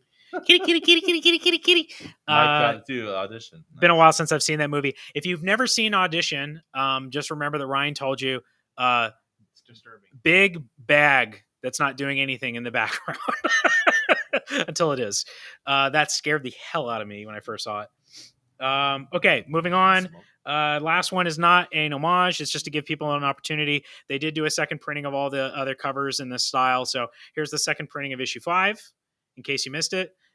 You may have missed issue 5 because Stray Dogs pretty much exploded right as issue 5 was coming out. So just as soon as all the websites were like Stray Dogs, there's when issue 5 came out. It had the Friday the 13th homage cover, and I just got cleaned out. I came back 2 days later; they were all gone. So yeah, Stray Dogs number 5 to finish it out. If you want to finish reading it. And this is pretty cool. As I mentioned, I'm having the signing. I got to find out if he's going to be open to do sketches. But even if he's not, this is a really cool thing to grab. They also decided to do a second printing of the blank cover. Now, the blank cover for the first issue goes for like $80. It's very rare and hard to get. But also, submission deadline may have already passed, but Tony Fleece and Trish Forstner are doing a signing and sketching event through CGC. So I imagine the part of the reason why the blank covers are going up so high in value is because people are scrambling to try to send them a blank cover. Because apparently if you send them also a picture of your dog, they'll draw your dog. And the other cool thing is they vote each issue. People sent pictures of their dogs and they always post. Put them in the comic. In the back of the comic. Yeah. That's super really cool. Hey, can you tell the audience what you told Steven that was a variant cover of? Oh, sorry. Did I never actually mention it? No, My bad. No, the blank cover. The blank cover. What's it an homage to? Oh, Steven asked me what this was an homage to. I said it's the Invisible Man. Or the Invisible Dog. The Invisible Dog. What was I going to say? Oh, I got a ton of these. And I don't know if Erwin or June are still watching. I don't think they are anymore, but I want to see if maybe we can coordinate something with the Long Beach Ink and Drink that month to see if people want to do like a contest or, something like that. It'd be fun for people to do their own dog horror homage poster covers. And what is the style of the artwork again? I would say it reminded me, it's Disney or like, it reminds me specifically of like Don Bluth. Don Bluth, correct. Like, like All Dogs Go to Heaven or one of those kind of deals. Yep. Which those movies are all kind of a little bit dark anyway, from what I kind of remember as a kid. Yeah. Like All Dogs Go to Heaven especially. It's like, oh, it's a mob murder. That's how it's going to start. Or like Secret of Nim. They all come from a... Yeah, Secret of Nim's really dark. Speaking of last word on Stray Dogs is I did get the ratio variants. They did a 1-in-10 ratio variant for the, what is this? This is the, okay, so this is a 1-in-10 ratio variant for the second printing of number 5. And who can name the movie? Yeah, This last really one, right? easy. I don't know how much I'm really, it's a horror movie, I guess. Very hot book. I'm trying to sell it for less money at $29.99. This book's selling for like $40-$50 on eBay. C. Vin says, alternatively use Wizards instead of Bluth. Wendy says Stray Dogs, number 5 second printing ratio variant is the best. Versus Evil got it. And then Mike Castro got it too. He said The Crow. The Crow. Okay. I wouldn't say Wizards. It's Don Bluth. Okay. Hey, you know what I never do? I never order Transformers books for the wall. Transformers. But as I was going through my FOC ordering, I thought that was a kind of a modern cover. And I remember I liked Grimlock a little bit when I was sometimes exposed to Transformers. And he's got his own series where he's hanging out in like a... Transformers? You did. Okay. Yeah, but I did. I got Transformers permission first. I was like, this also just kind of sounded different and fun for however many comics they've already made. Ryan, roll out. This is Grimlock in like a Dungeons and Dragons kind of fantasy universe. I don't know how he got there. But this is called King Grimlock, and it has beautiful lines like Grimlock play. So I also wanted to get the 1-in-10 ratio variant to see if that would sell. And I will have these on the shelf. There is the 1-in-10 ratio variant. And we're going to find out if there's... Every once in a while, I like to test the waters. I'd say Transformers doesn't sell. We have a couple people subscribed to it, and that's it. But we're going to give it another shot this week. There's the B cover also.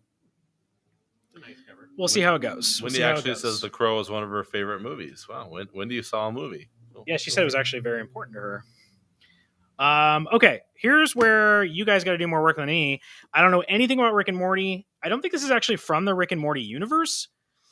but it's by Tess Stone. I don't even know her from her. I think maybe she did a lot of the Rick and Morty There's a comics. Video game, Trover, so maybe A video game? Yeah. Yeah, so those characters have not appeared actually in the show, but it is of the Rick and Morty universe because Okay. it says so right up top up there. Okay, because it says it just says from the co-creators of Rick and Morty. Okay, yeah. But you can. Oh, okay, and apparently this cover is by Justin Roiland.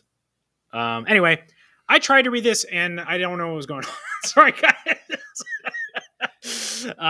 So I don't know if I'm just not entrenched enough in what this is. But it's Rick and Morty and it's popular and it's returnable. So I ordered about 20 copies, and it's Skybound also. When's the last time you watched Rick and Morty? I haven't seen the new. I've seen everything but the new season. Yeah, the new season. Speaking of Transformers, there was a Transformers homage in one of the episodes. The new season, the first 3 episodes were just really whack, but the last couple have returned to form. Nice. They're getting back to their good old days. Oh, the Captain Planet parody was brilliant. Oh, that was hilarious. Yeah, that was so funny. Right. Any other comments? Because I'm gonna splurge Do it. words on the best book of the week. Better than Mark Russell? Yes. Ryan, if it's the best book of the week, I hope it has a long sentence title.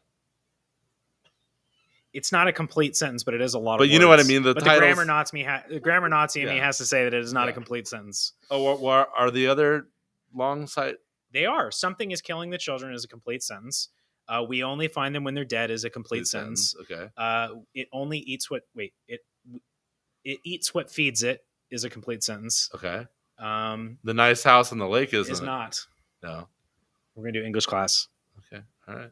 Do you want to throw any other ones out there? Instead of saying complete sentences, how should we describe these titles? Just long titles? I think it's called we'll call it a fragment. Fragment. It's a sentence fragment. All right, so what is this? It's a broken sentence. This is a new book written by Scotty Young, who, if you didn't know, has been doing lots of writing in comic books, not just drawing them, and drawn by Jorge Corona, who you've been appreciating his a lot of his cover artwork for Boom Books recently. And what else? Middle West. Yes. These guys worked together on Middle West, which I missed because that wasn't quite my jam, as much. Big hardcover. But this is a haunted house story, so there was no way that I wasn't going to read it. Absolutely floored by the Me You Love in the Dark. I'm glad I went heavy on this. I got a lot of copies. This is fantastic. I would like to buy a page, but Jorge Corona has not responded to my direct message. I'll give it another. Ryan guy. I'll give it another try. I can't find his artwork for sale anywhere.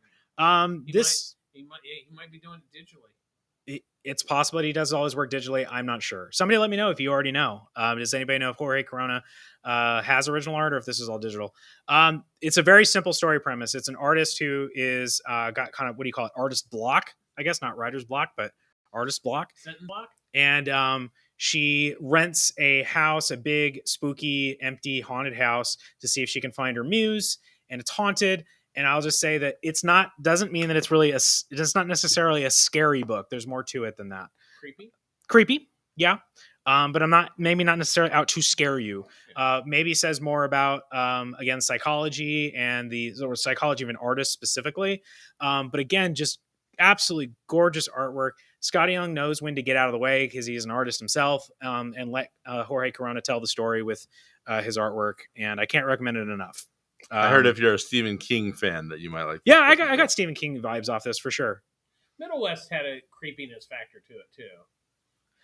The Me You Love in the Dark. Check it out. Do not miss it. I think everybody's going to be talking about it, but maybe not. We'll see.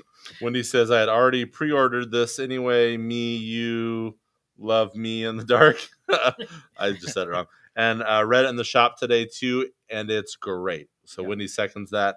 And then Adam also adds on, he says, the last book you'll ever read is another long book title. That's not a complete sentence either. It's not a complete sentence, no. We'll get there. Is it a dangling participle? It's a dangling participle. It's a gerund. I don't remember anything anymore. I just know when it's wrong when I see it. I used to teach English, by the way. Okay, so we have one alternate cover. That's a ratio variant of 1 in 25 cool. By Scotty Young. I kind of really want one, guys. If you don't all swarm on this, I'm probably going to take one of these home for my personal collection. But it's a black and white 1 in 25 by Scotty Young for $29.99. Hey, Paul Sherrard just joined. What up, Paul? And he said, ink and drink, exclamation points. Yeah, Paul did awesome. Go follow him on his Instagram. I think he's got it posted there. Look, I just put up Paul's eBay right there as information. He might be selling it. I don't know. He did a really cool. It's what started out as a drunk a Batmite that I thought was just pitch perfect, and then he just kind of kept going from there and kept expanding. He took up half the table, and I said, "Don't throw that away. You need to take that home." Anyway, that was really cool. Paul, by the way, is going to be joining us on Free Comic Book Day, and he says he's going to be doing sketches all day. So if you want to bring the kids by, Batman too. yeah, he's a great cartoonist, and he promises that his stuff will be PG on Free Comic Book Day for all the tykes. Not sketches. Chromosomas R, but not PG. Chromosomes will be nowhere to be seen on Free Comic Book Day. Okay, we've made it to Marvel, so let us keep going. Marvel. Ice cubes. Oh, fire! I get it. That took me a sec. Okay, so what we have a lot of this week are 1 in 50 ratio variants by In-Hyuk Lee. Is that what we decided? Or is it Lee In-Hyuk? Yep. In-Hyuk Lee. In celebration of I don't know what it stands for. AAPI? Asian American Pacific Islander Month. Okay. He's a Korean artist. Yes. So he's done a lot of Asian or Asian American characters for variants this week. I don't know who this is supposed to be. My best guess is this the guy from WandaVision? From Sword? Yeah. From Agents of Atlas? No. Well, no, because that character is... Oh, is it Jimmy Woo? Yeah. Oh, it's Jimmy Woo. Yeah. Well, it's just hard because in the comic books, Jimmy Woo is like an actual badass. He's James Bond. I mean, not that... That's why he's wearing black gloves. He can kill somebody. Yeah, that's cool. Okay, so 1 in 50 ratio. This is for Avengers this week. Lee and Yook, 1 in 50 ratio variant for $29.99. Jimmy Woo, get at it. What's that actor's name? I love him. Randall Park. Randall Park. From Fresh Off the Boat, and also from what was that great Netflix movie with Ali Wong and Keanu Reeves? You'll Always Be My Maybe. Did you guys that's not the one see where that? He punched him So cute. because he raps about it. He's a good rapper. He is. He's got flows. Yeah. Yeah, I like him a lot. Paul says, "Oh, thanks, Derek." Regarding the Paul's eBay, I'll throw it up there one more time. That's Paul's information right there. And he says, "Ryan, the drunk Batmite is listed on eBay." Nice. I hope somebody picks it up. That's a good piece. He also says, "Chromosomas Benny will be behind the velvet curtain on Free Comic Book Day." HDC in Manningtown, full frontal. Yeah, there you go. Full frontal. I like it. Okay. This week we have now you love Batman Black and White. You loved Wolverine Black, White, and Blood. I love Woman. You loved Wonder Woman Black and Gold. Black and Gold. You loved Superman Red, White, and Blue. And all the pipes. You loved Carnage Black, White, and Blood. Now get ready for Deadpool Black, White, and Blood. They're not even trying. It's the same title. They just throw it. No, but it's a great format. I like the format, but they're not even trying with like different. Deadpool, fuchsia, orange, and salmon. That is exactly. Look at that. Look, it's a zebra. It's red, white, and red all over. That's great. Steve was mentioning earlier that he wanted to pick this up and read it because Tom Taylor has a story in here. So does Ed Brisson. And James Stocco, my boy James Stocco, has a story in here, and he's also done one of the covers. Let me see if I can find some Stocco artwork in here. Are you Stoccoed for that James I am Stocco? so Stoccoed for Stocco to be drawing Omega Red and Ursa Minor. Yeah, Ursa Minor. Yeah. Hey, did you guys see Black Widow, right? Uh-huh. So the Red Guardian, what's his name? Red Guardian. Red Guardian is in prison, spoiler alert, and he's arm wrestling a dude. Yeah. And they say, "Hey, bring Big Bear over here." Yeah. So the guy who plays the guy who he arm wrestles is a huge man, bigger than me. Yeah. So he confirmed on his social media that he was cast as Ursa Minor, meaning that he's officially the first mutant in the Marvel Cinematic Unless Universe. we've already seen a mutant. Oh, Ryan. Had to ruin my story. I think. Let's be honest. Quicksilver and Scarlet Witch are mutants. No, I think somebody's been Mystique the whole time. That's my. They're all Skrulls, I say. Okay, so there's a couple other covers for Deadpool. We got one by Kahatz. He's so hot. He's so hot right now. Yeah. Hots for hots. And then my boy again, James Stocco. Get it. All right. There's also a ratio variant. I think one of these is open still. One of them is spoken for. It's a 1 in 25 by Ryan Stegman. Wow. Not a whole lot of badass Deadpool ratios. I feel like when everybody does a ratio now, it's always kind of like, funny or chimichangas. So if you're kind of a fan of Deadpool the Badass, that's a good cover for you. We also have the continuation of Extreme Carnage. This time it's Lasher. Are y'all excited for the new Venom movie? More symbiotes than we can shake a skin at. Look at my shirt, Ryan. Look at my shirt. So hey, yes, we kind of matched. Yes, colors, you are. Pal. Listen to me, Derek. Listen to me, Derek. My movie's coming out. Like a turd in the wind. That is my shirt. That is my shirt. I am on that shirt. The same Bane, same guy. Yeah, and He's also Mad Max, and so underappreciated. So underappreciated.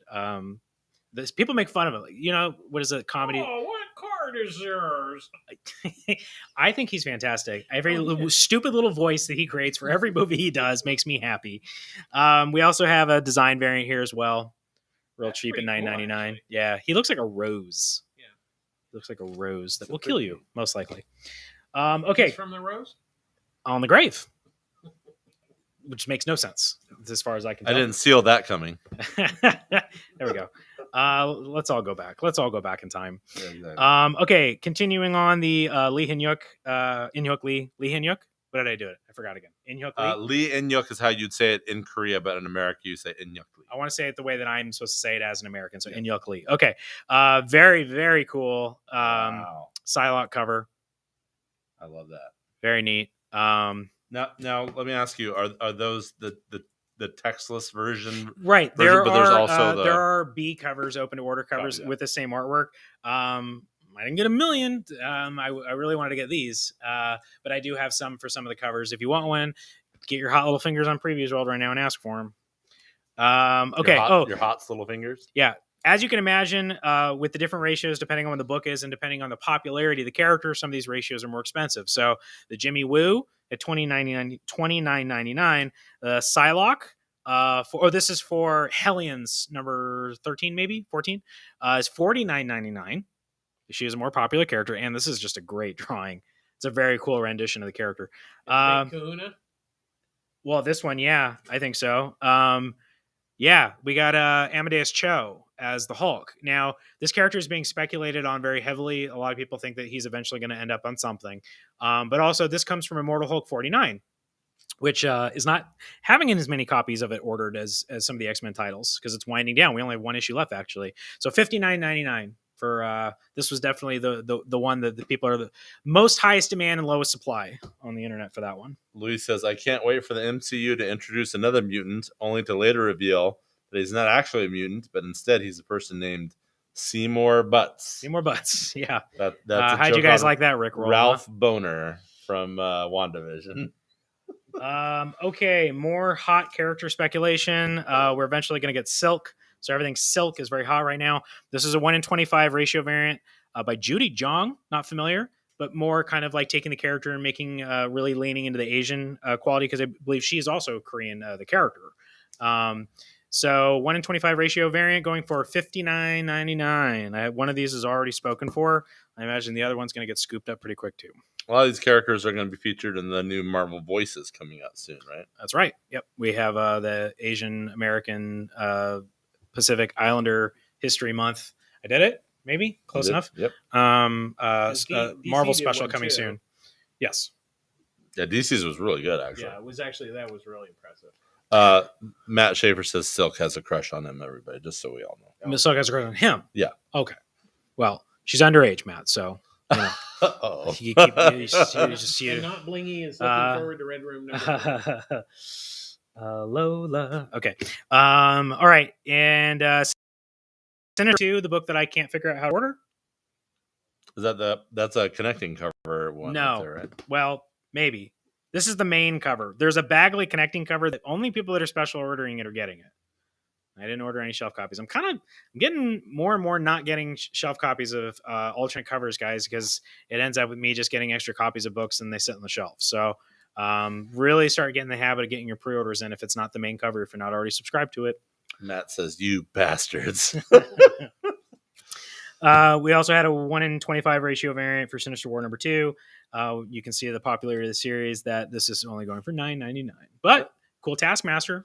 Those Taskmaster fans out there, You can tell that this was to be running late because we had a whole Taskmaster, month kind of thing with Black Widow and everything. Is that the OG Taskmaster or the new Taskmaster? It looks like the OG Taskmaster. Yeah, it's gonna have Buccaneer boots. The concept for that Sinister War is Sinister Six versus Sinister Six, right?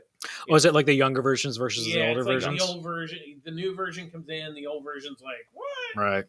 That's cool. So it's like the Sinister 12. Adam says, I got to read Sinister War #1 and I'm on board. There you go. I thought it was cool too. Pretty sure Nick Spencer is going to not be on Spider-Man soon. So I'm not sure what they're doing with it, but we got a little peek at it in the new Marvel previews. That's what you guys were asking me about earlier, but I'm not sure what's going on with that yet. But yes, it has something to do with Ben Reilly, I guess. The Scarlet Spider. Scarlet Spider. Here's one that wasn't on my radar until one of our new customers asked to order. I should have done this at the top of the show. I guess I should start doing it at the top of the show. Go check out Tales from the Flip Side. One of the contributors there, Richard Taylor, he is a brand new customer of ours and very generously plugged Pulp Fiction on their show. So be sure to go check out their network. They do tons of really neat speculation comic related videos about like what's good stuff to get that might increase in value later, things to look out for at your local comic book shop, et cetera, et cetera, et cetera. He thinks that this new character, and I already forget her name, but she's a Native American version. She's a Native American Ghost Rider. It was at one point, and I believe that she premiered in Doctor Strange and the Sorcerer Supreme, which is kind of a series that came and went. But also means that book is pretty hot right now because people are speculating on her first appearance, and there's not a ton of those comic books right now. So people are jumping on this because it's a big, full cover appearance. She looks really cool. I will give her that. The really neat costume. I did enjoy the book. The art, I think the artwork is better than the story. It's written by Taboo. Somebody tell me who Taboo is. I believe that he is a musician of some sort or another. Is he from the Black Eyed Peas or something like that? Let me know. I'm not sure. Is that what it is? You can confirm? Okay. Wendy says this is Kushala, right? Kushala. Yes, that's her name. That's right. I remember. Art is really cool. Yeah, the art is great. Reminded me of a really like an old school Bronze Age as superhero comic. I dug it. Really cool cover here. Another one here. So check it out. It might scratch your Ghost Rider itch until we get a proper Ghost Rider ongoing series, which why don't we have one? I'm sure that's because we're getting a TV announcement or something soon and they want to coordinate with that. Well, make it look like, get the Nicolas Cage thing going again.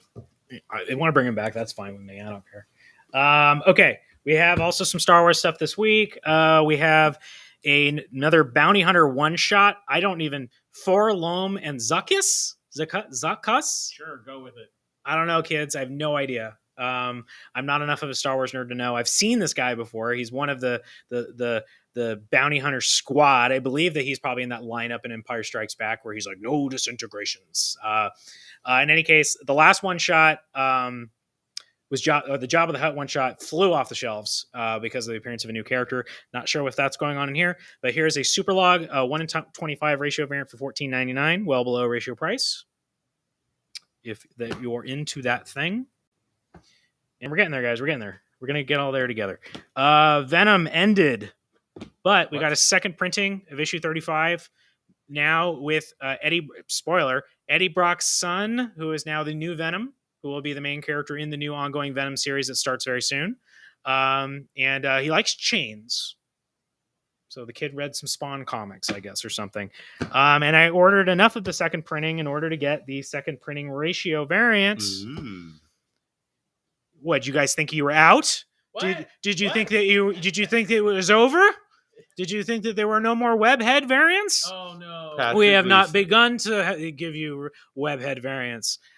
This is a 1:25 ratio variant for the second printing of Venom 35, blue and black colorway for the Patrick Gleason webhead variant, for those of you that are completists. And I knew that it would go for a little bit of money because there's not a lot of people ordering these second printings. So $59.99. I'm pretty sure I know who exactly this is going to go for. He may have already asked me for it, but if I tell him about it, I'm pretty sure he's going to snatch it up. Really? You have to answer it on the air now.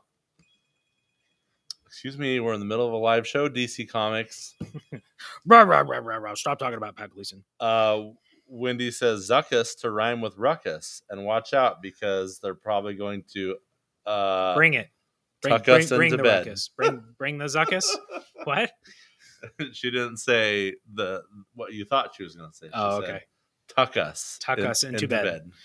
I just went Wu-Tang with it. That's my first thought. Okay. Also, X-Men #1, in case yes, it has been renumbered again with a new creative team. I promise there's a good reason for it. X-Men #2 is out this week for those of you that are somewhat fair weather X-Men fans who kind of check in only when it's big stuff. Yes, you are missing out on a new X-Men series. And then we had some ratios to go along with that. I have a 1 in 25 by Mahmoud Asrar, $14.99, featuring the new X-Men team. And then, of course, one last Inhyuk Lee, a 1 in 50 ratio variant of Armor, a relatively new character created by Joss Whedon, actually, in the Astonishing X-Men run. I mean, not Joss Whedon, by John Cassaday, who's not canceled. Anyway, I think this character will pop up. I think this character is going to be sticking around. She's pretty cool. Anyway, great covers. Inhyuk Lee knocked it out of the park. I'm not always like a huge Inhyuk Lee fan. Not so much a big fan of the digital artwork, but every once in a while he really makes my head turn. Okay, anything you want to talk about before I blow through the graphic novels? Nope, do it. Let's do it. Let's continue on. It is actually we're doing not terrible for how much stuff there is. Okay, graphic novels. Let's do it really quick. Annie PSA wants everybody to know that new Demon Slayer graphic novel, new manga is out this week. We do have shelf copies, but also as a reminder, you can pre-order manga through us. In fact, we wish that you would, because these go out of print so quickly from the distributor. It's very hard to keep them restocked. So you can also subscribe. So if you can subscribe to Demon Slayer and make it so every time there's a new volume, you don't need to worry about keeping track of it. It gets ordered for you and gets put aside for you automatically. I don't know anything about this. Annie told me to start watching it. I put it on. Right? It's on an anime. Netflix? You can watch it on Netflix, I think, or Hulu, one of those. She's really excited about it and thinks you are going to be also. They're up to volume 23. Ay. Real quick, Wendy says Armor has been very prominent in the current New Mutants too. Adam says, I like Armor. I wouldn't mind a Marvel Legend of her. And Matt says, I used to be in the X-Men myself, but they kicked me out because my methods were unsound. I didn't even say anything. This time it was Cody. He said, wife probably wants to know where he is. We're 2 hours in. Yeah. I'm getting a little weak in the knees just thinking about it also. Louis says, all Joss Whedon credits will be now substituted for Zack Snyder from now on. There you go. Armor created by Zack Snyder.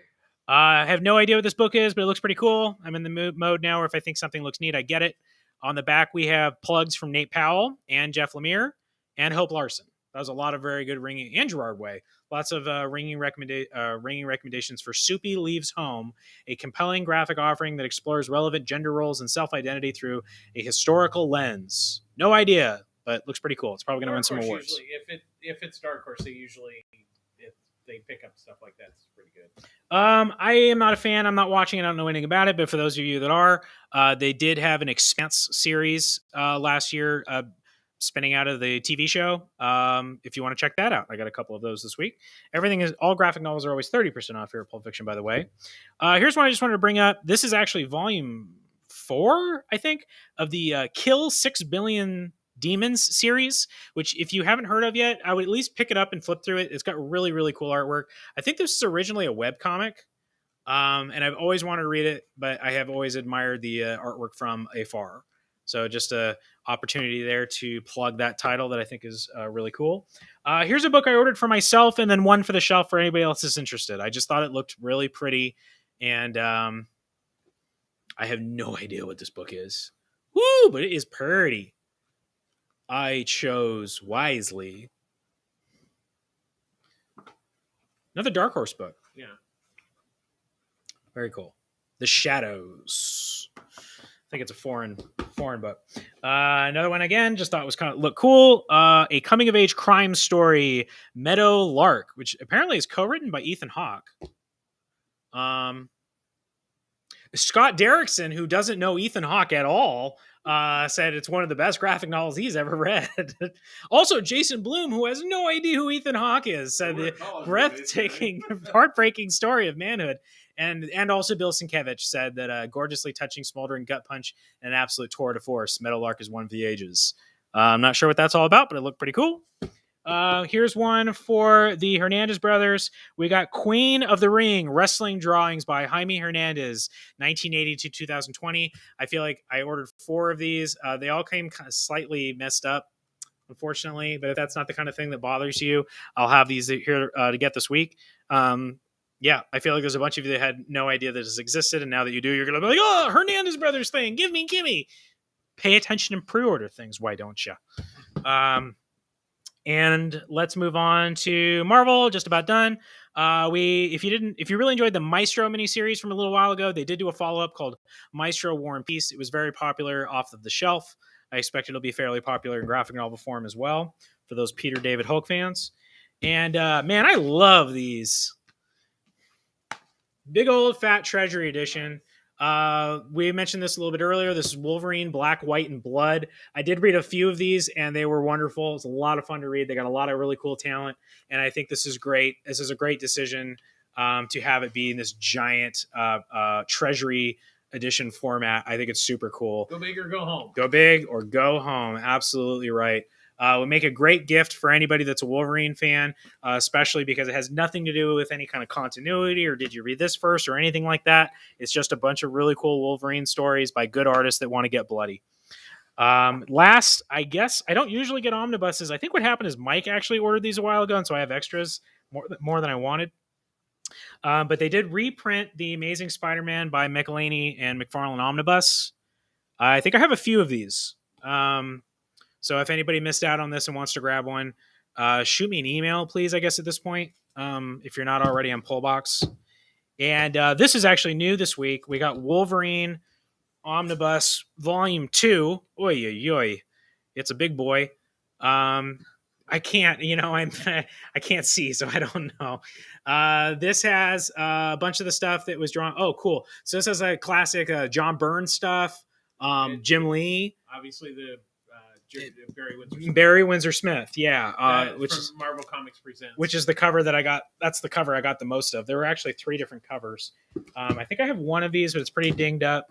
Of a classic, iconic Jim Lee cover. This was on everything when I was a kid. They put it on video games. They put it on lunch pails. It's everywhere. Oh yeah, that's heavy. $125 cover price plus our 30% discount. Guess what? What? That's it. That's it. That's all. That's all. Derek, get over here and end your show. You guys should have got these Suicide Squad variants off Pullbox. Look how flipping cool that is. This was in my box because I was a good boy and ordered it. It's tough because I think most people, they don't want to buy a novel if it has the poster artwork on it. Yeah. I think it's kind of the same situation. Who are you most excited to see in the Suicide Squad? Is it Polka Dot Man? Yes. Diesel? How did you guess? Polka Dot Man looks pretty great. Is it really him? No, I don't know. I haven't really thought about it. King Shark, I guess. King Shark looks great. I can't wait. And then we find out that Sylvester Stallone's still in the voice, and you're just like, okay, Perfect. Oh, that's great. Yeah, I couldn't be happier. Actually, honestly, the whole cast looks. I love Harley. I think they all just. Yeah. You came here to rescue me? Well, you want me to go back in there so you could do it? It's just great. It's so charming. Hey, I'm sorry I'm late. I was taking a number 2. Yeah. Okay, so I do have a couple questions. So I'll zoom through them, and a couple of them are Suicide Squad oriented. I'm excited to see Weasel. Weasel, I think, is going to be awesome. A couple comments here. Matt said, "Was that a Frank Miller cover?" No Frank Miller covers tonight, I don't think. And then Luis says that Wolverine book is thick. Adam says Omnis are selling out fast. Wendy said, "If I knew they were going to do that Treasury book of the Wolverine Black, White, Blood, I probably would have skipped collecting the issues and waited for that cool oversized book. Not gonna double buy it now though." And Bob, hey, Bob's on the show. He says, replying to Matt, Jim Lee doing the best Frank Miller impersonation homage. In my opinion, some of the best Jim Lee, my favorite Jim Lee is when he was doing Frank Miller impersonations. Well, I think the first volume had that Frank Miller cover from Wolverine #1. In the first volume, yes. That's the artwork they used on that one, yes. Okay. Question 1. I guess that's already question 2 because I asked you a question earlier. Who would win in a fight? The Sinister Six or the Suicide Squad, and why? Ryan, Go. The Sinister Six would win. Why is that? Because Doc Ock? They're more powerful. I mean, they're you're talking about Spider-Man's rogues gallery versus B and C characters that got picked out of prison. I mean, as much as I would love for the Suicide Squad, I think the Suicide Squad could win, but half of them would die. Yeah, and the Sinister Six would still be alive. That was my answer. My answer was going to be Suicide Squad would win, but the Sinister Six would probably survive because you can't kill off those characters. Yeah, and when the Suicide Squad figure out a way to win, you'd have like only 2 or 3 of them left. Right. I think they'd win because I think they would win because they go, oh, look up there, and they would fall for it. That's right. You Who's know, I'm trying to think who the. well, I mean, you just have King Shark; he'll just eat them all. Yeah. Or it depends. It really depends on which version of right? Of Suicide Squad. Right. I mean, right. You mean it's not really fair because you got the guys that are all just kind of hand to hand combat dudes, and then I guess I don't know. They're wait, is the Green Goblin in the Sinister Six? No. Okay, who Sinister is it then? Six is Doc Ock, He's a big Electro, one. Sandman. Sandman's pretty powerful. Mysterio. Okay. Yeah, I still say you got to go with Spider-Man's Rogues Gallery. Yeah. But if you have like Bane, if you got Man-Bat. Yeah, it depends. If you right? got, That's the Secret Six. Think That's about the it. other Think about Suicide it. Squad. Yeah. Think about it. That Gail Simone Bane could Secret just go, Six series. oh, what card did you pick? Yeah. If you have Enchantress, full Enchantress power, they're Dancing? screwed. And she's dancing? Yeah, that's very She's true. wiggling the whole time? Dead shot. Enchantress. Yeah, Deadshot. Just shoot everybody. Pew, pew, pew. Okay. He never misses. Now, if you were Amanda Waller, or in this case Why are you telling everybody? Exactly. Or if you were Joker. you and Viola Davis, Sure. splitting similarity. Or if you were Joker, for example, because I guess he took control of the Suicide Squad. And this Suicide Squad Get Joker book. But if you were Amanda Waller and you had control of the Suicide Squad for a mission, what mission would you send them on? Let's go with Steven first. Steven, what mission would you send them on? Anything you want. I would send them to infiltrate San Diego Comic-Con. Hey, there you go. That's good. I like that. To do what? What's their mission? What are they retrieving, or who are they taking out? Who are they retrieving? Are they giving you merch? Yeah, no, they're trying to get Funko Pops. Yeah. There you go. Okay. They're going to steal all the Funko Pops. Yeah, I like that. That's good. All right, how What about do you? I do with the Suicide Squad? That was a fun answer. Let me think of. I was thinking of who do I want murdered? They can find that replacement thing that you broke of Jessica's that you posted about. That's what I'll have them do. I'll send them down to Mexico and find the exact same one. Yeah.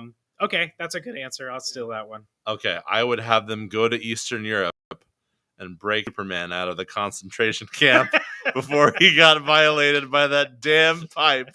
And I don't care if you lost. It's in comic books. It happens. 3/4 of the squad, as long as they stop that. Louis says, I'd make the Suicide Squad do something completely mundane, like pick up my dry cleaning just to show off that I could.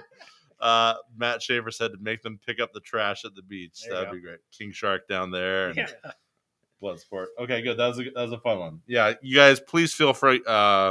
People watching, please feel free to answer along with us because your answers are probably better than ours. So Superman 78 and Batman 89 are coming up. So these are examples of awesome superhero movies that are now being continued into a comic book form. So it's kind of like reverse. They're based on comic books.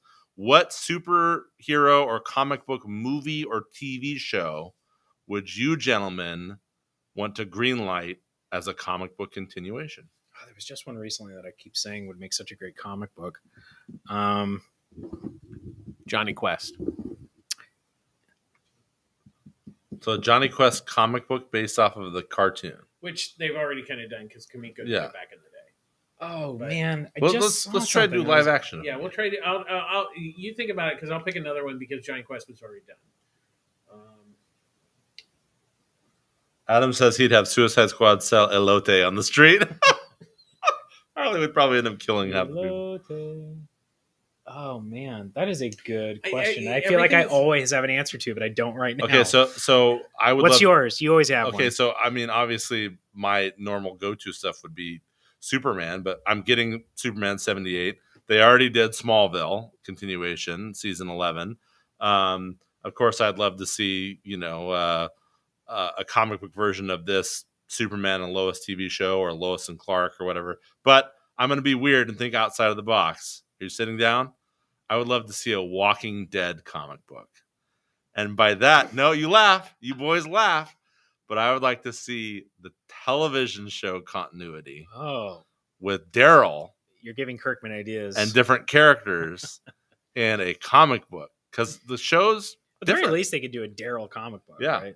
And people have died in different orders. Some people were alive. They've done different things. So that'd be cool. Like a standalone Walking Dead, the TV show, the comic book.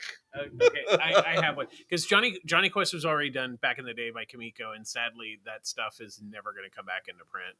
I actually have something that I would love, and was actually at least the first issue was done. Well, Pushing Daisies. oh, that's a good one. Brian Fuller actually he wrote the first issue was completed. I have a copy of the first issue. Sweet. But what it was to continue the story from the second season. So I will give you a tidbit. So Ned's powers, he brings back things to life. But within a minute, within 60 seconds, he has to take that life back, or take something else will be taken instead. So like if we were all, if I was dead and he brought me back to life, if he doesn't make me dead again, like possibly one of you two could die. Okay. So that's his thing. So the first issue of the comic, they end up going to this cemetery, and there's a giant flood in the cemetery, and he brings back all the people in the cemetery. So that's where it ended. So I don't know what will happen, but I would love to see that comic. Ryan, do you have an answer? My brain is broken. I'll have to come up with one tomorrow. Everything I was coming up with has already been done. There's a Yeah, comic, I'm sitting here trying to think there's of. a Shazam comic. There's Isis comics. There's Johnny Quest. Read some of those comments real quick. The IG broke.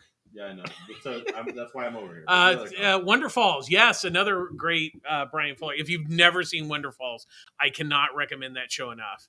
That is absolutely amazing. Krypton, The Final Days.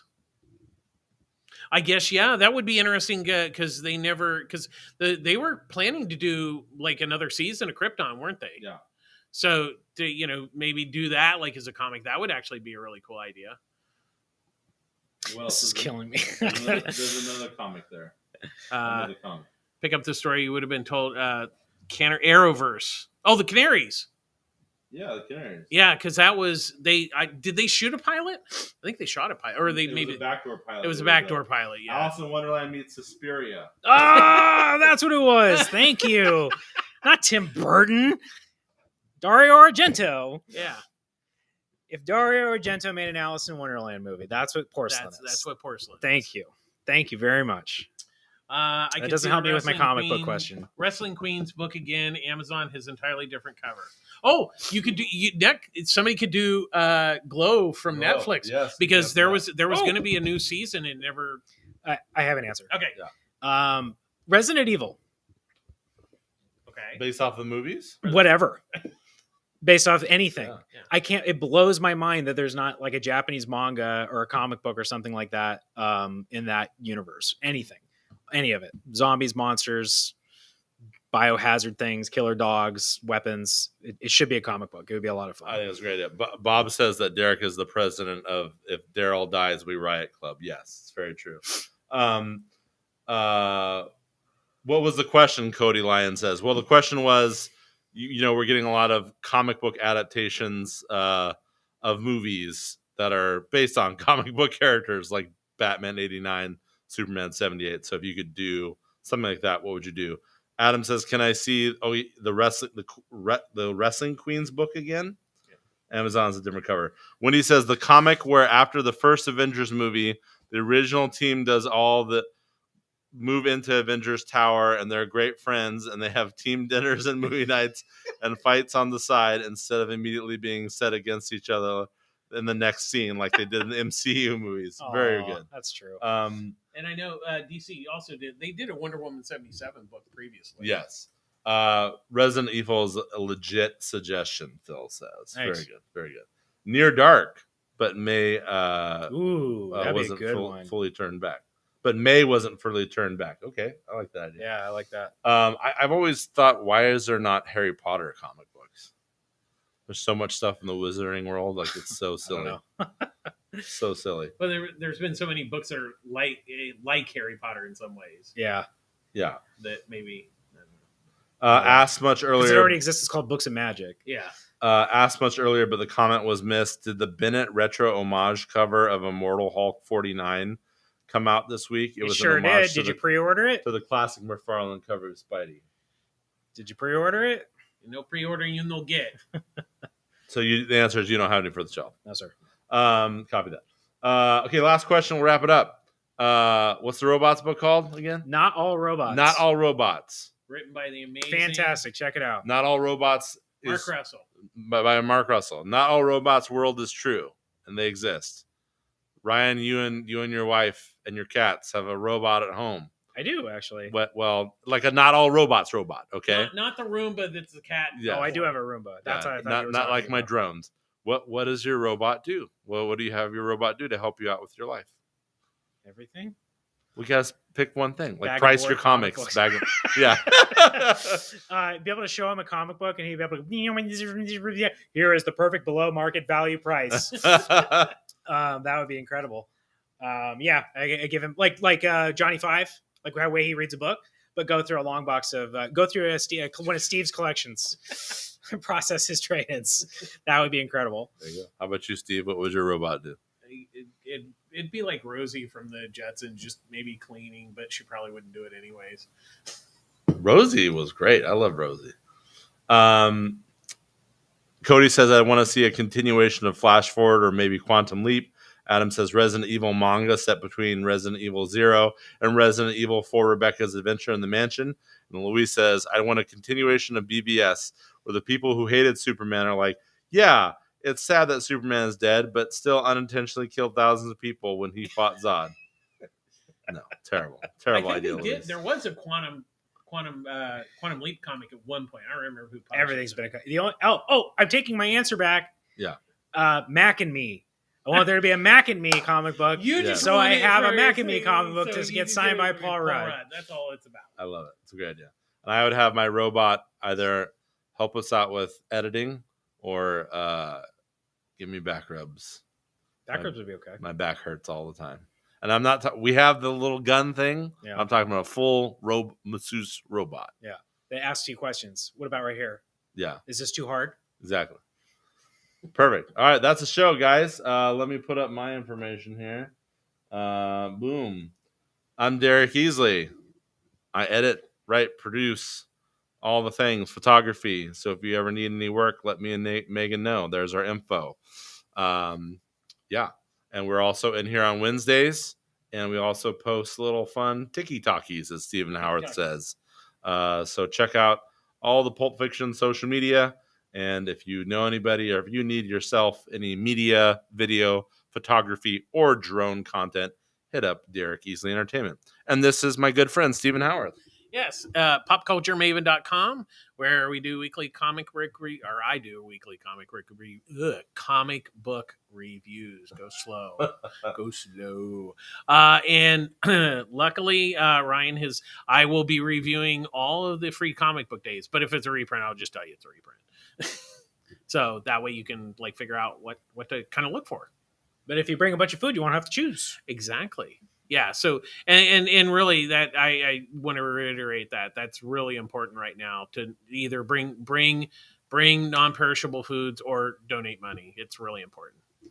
Very well said. And finally, just be kind. Just be kind. Yeah, just be nice. Don't be a jerk. Be kind. Rewind. Steven, is that Steven? I apologize if I get your name. Sven. Yeah, duh. Sven. That's totally. He says.